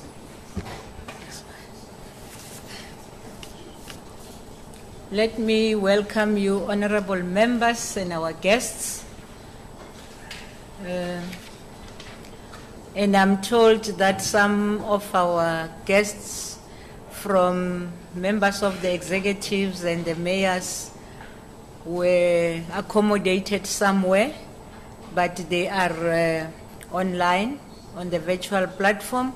I also wish to acknowledge their presence and appreciate that they are here. And I'm told that they couldn't be here because of the space. I think next time we should look at the space, because at least we have a gallery where we can accommodate them. Otherwise, we really appreciate your being here. Honorable members, without any further ado, let me ask the Secretary to read the order.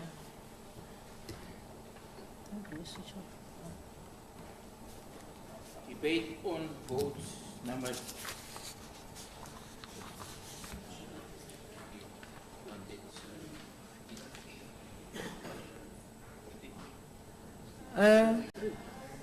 debate on vote number 33, human settlements. Thank you. Minister Gunguvele, did you want to ahead? Oh, I thought I had chair. Sorry. Okay. I will now recognize the Minister of Human Settlement, Mema Muloko Kubai, to present budget. Thank you very much, House Chairperson, Chairperson of the Portfolio Committee on Human Settlements, Honorable Simenya, and members of the Portfolio Committee, ministers and deputy ministers who have joined us, specifically the Deputy Minister of Human Settlements, Pam Chwete, MECs of Human Settlements and mayors who have joined us, chairpersons and members of boards and councils of human settlements entities, the acting Director General of Human Settlements, Ms. Sindisiwe Ngcobo, together with the DDG, CEOs of entities, honorable members. Today marks 29 years since former President Nelson Mandela delivered his inaugural speech at the Union Building as the first president of a democratic South Africa. On that momentous occasion, he said,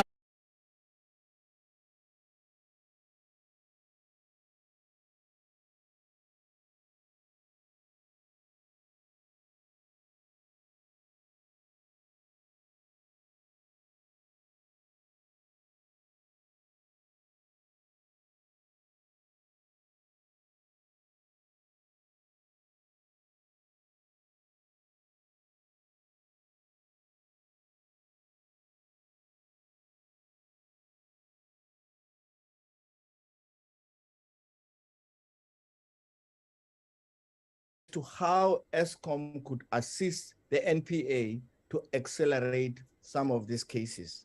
But obviously, there was no progress out of that. Thank you very much, Prof. Mr. Chairman, I hope there might be a second round, but let me waive for now. Right, I've asked that they crave the indulgence of the committee section, but we do need to move towards rounding up. Honorable Pucas, they'll just let us know now how far they're prepared to give us latitude. Honorable Pucas. Thank you, Chair. It's not always good to be the last one, Chair, but I will My try. bad, the best comes last though. You the last one. Chair, I think this committee and the work of this committee is the most watched. I think days of our lives can, yeah, because I'm getting some WhatsApps from rural areas where I'm from to ask, will the grid collapse during this winter? What will happen to Eskom? They don't care about what is happening here, because I'm here, I'm representing a constituency, and they want answers. But my first question then, Chair, is what are the plans in addressing the technical challenges in Eskom, especially to help in curbing load shedding? I think, Chair, most of my questions are direct. Can I proceed with it? Yes. Then my second one, Chair, is according to the Ruyter, he did fulfill his duty under the Act, under the PRECA Act. And I disagree, Chair of the Board. What is your view on that? Then the third one, Chair, is Honorable Lees was asking about the thing that the former chairperson referred to the subs and the hawks have done their work, then we shouldn't be here today. And as much as I understand that, I want to know what is the role, Ms. Pillay, of security at Eskom? And what are the security loopholes at Eskom? Is it already identified? You almost spent 2 billion on security companies in Eskom. Was it to assist the current Eskom or the security of Eskom, or was it people from outside? And since when are you the head of security in Eskom? Then, Chair, the board considered the contents of the interview as embarrassing. Is there something specific that is embarrassing, or just the interview and report as a whole? Can you be more specific into which part of the interview bring the company into disrepute?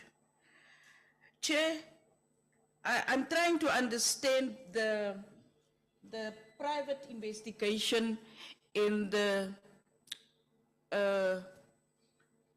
interview of the Ruyter. And then there was money spent.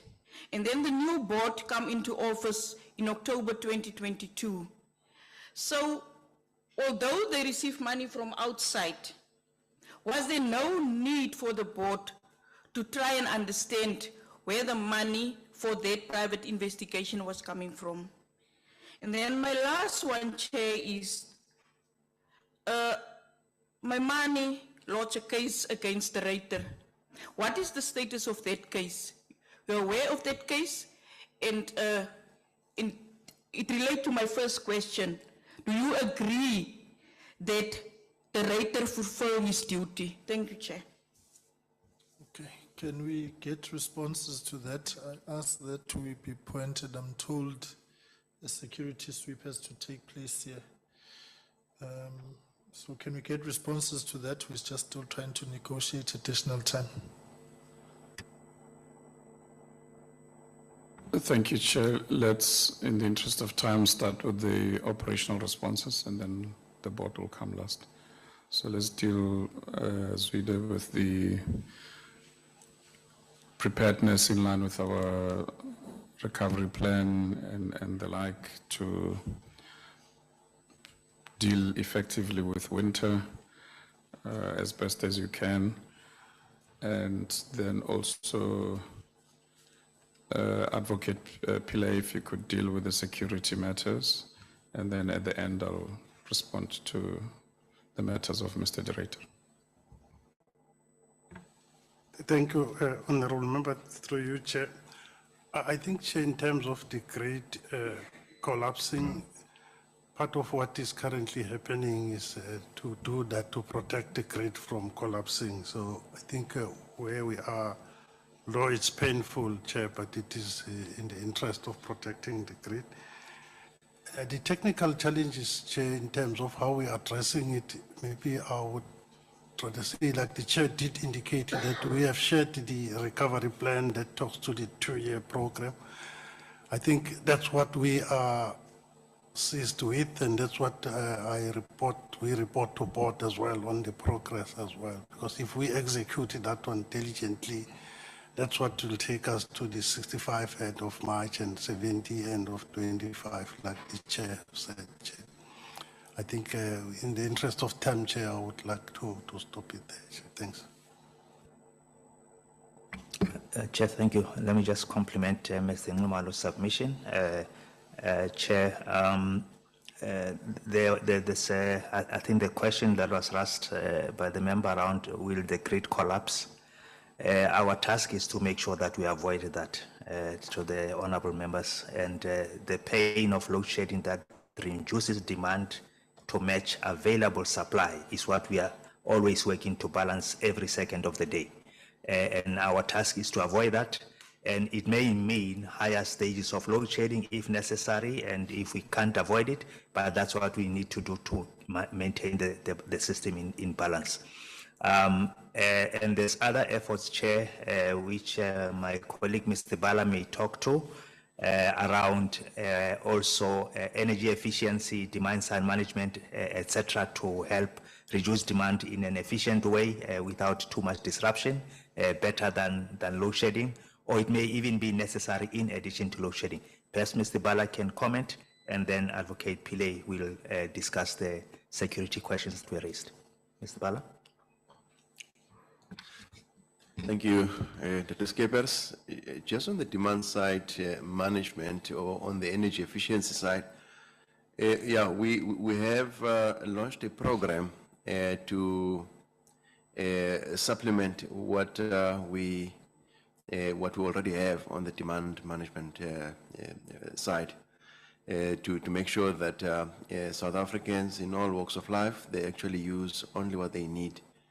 We sincerely believe that there's a lot of scope for us to be more efficient in how we utilize and how we consume electricity, and that if each of us do so in a responsible manner, that we can actually ease the strain on the grid.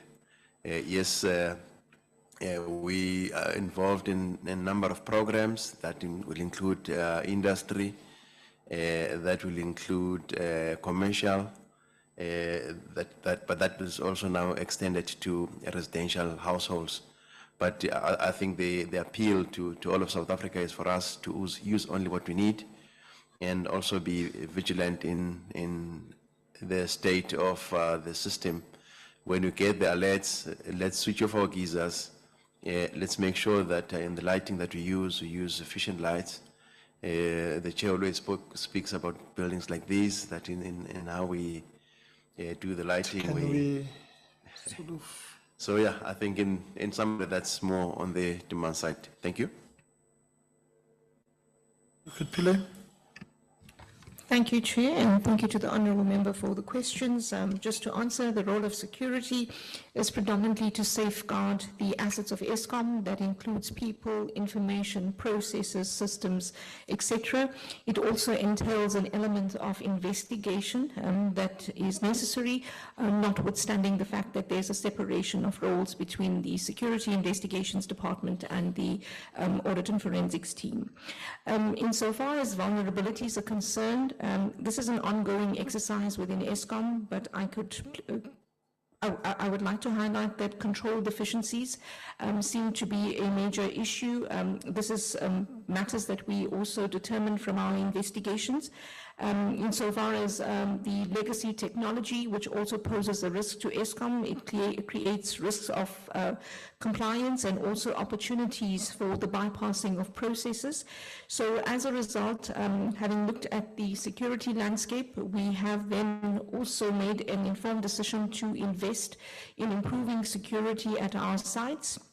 And that's where the 2 billion rand spend actually goes to, in terms of replacing security technology, that's your legacy systems, also supplementing resources at site. We do have an aging workforce in Eskom insofar as security is concerned, so we also do rely heavily on the private industry to supplement those resources, and we are also utilizing other mechanisms in order to deploy specific technology within areas of high vulnerability, for example, your way bridges at power stations.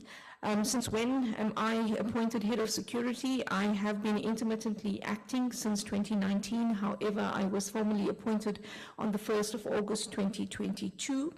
And just on the last question around the case against Mr. de Ruyter, the feedback that we received is that indeed the matter was registered and is under investigation by the SAPS.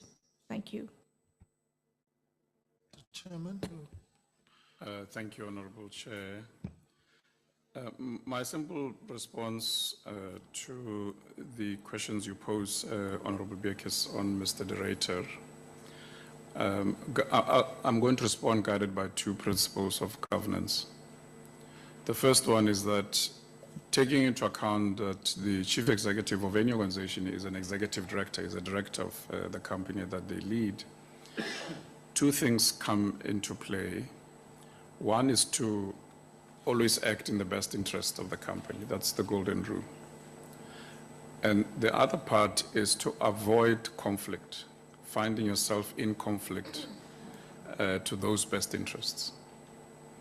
And so in terms of how he conducted himself as an incumbent chief executive, even though he had a few weeks left to his end of tenure, he found himself in breach of those two principles of first and foremost putting the best interests of the company that he leads. Honorable members, let's imagine a scenario where every CEO of every publicly listed company, every state-owned company, just decide that the day they are in dissonance with the boards and the shareholders to whom they account, they can just go and do a public interview and just rattle on about whatever they are disgruntled about. Is that the kind of good governance, whether under the PFMA or under the Companies Act, that we wish for our country? I don't think so. Thank you. Colleagues, I'm advised that the presiding officers had indicated that we do need to vacate here too. I had seen the disadvantage, Honorable Beerkes, of coming last. I just want to say we're obviously going to have to continue with this Eskom process because the more things are said, the more questions arise. And I think that in some level we've gotten a sense of where Eskom's thinking is on this matter.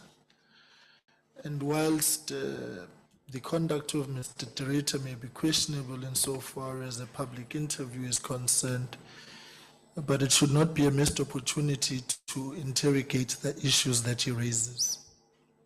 Don't throw the baby out with the bathwater. To make an example, Muti, as a CEO, and the point is taken of good governance, but there are substantive issues is placed on the table which speak to the heart of the problems at Eskom. Second point is this, Chair. You have sort of said it's everybody else's responsibility but yourselves in a way. No, they must do this. I'm sure if your child goes to school, you've got an interest in what the teachers do. You've got an interest in the shuttle they take, the taxi they take to school, and so on. So Eskom can't divorce itself from the investigations that are taking place and say, no, it's not us, it's them. You've got a direct interest in those things. Thirdly, just a yes or no. Do you have a copy of this intelligence report as Eskom? Chair, I've said emphatically before in replying to the first round of questions, we've never had sight of that report. Right. We don't know what is in the report. So why that is important is this. You've got Mr. de Ruyter, who was never vetted, presiding over an intelligence operation. It should be of interest to you that you find it and locate it. Because as far as I see it, it may in one part constitute a breach of Eskom's own security, Advocate Pillay. That information of Eskom, in one way or the other, was sourced by a private investigation. And up to now, you still do not know where it starts and ends. So this report thing is of particular importance and interest to yourselves. Yeah. So I suggest Is that advocate duly vetted? Is good security clearance? we'll get the 350 that has been submitted. What the rate doesn't trust you? Babson. So that's why I'm flagging it. You can't have an elusive report You have a head of security. to the you're tune not of trusted. 50 million rands. It tells you its scope. And it's not in your hands. Yeah. So it's for Eskom to say its own property in one way or the other has formed part of an investigation. I think you've got a solid basis to make that assumption. So that's why I'm saying, colleagues, we'll have to come back to this thing. We will find time. Next week, when don't be the 17th, which is Tuesday, Wednesday, is the Minister of Public Enterprises, Mazamba, and some of the questions you asked, you can pose there about the China trip. Let me take this opportunity to thank you, colleagues, Mr. Chairman, to you and your board and the executives. Madam Timpi, thank you for listening so patiently. I hope it gives you the perspectives that you need to continue driving the investigations. On Tuesday, we are dealing with? Tuesday is PRASA, colleagues. Wednesday is Minister of Public Enterprises as a continuation to these matters. Eskom, don't drop the ball. Yeah. I'm being euphemistic. Thank you very much, colleagues. Meetings adjourned. Let's allow Sestombi's lunch at Sestombi. Prof, thank you very much on the virtual platform. Much appreciated.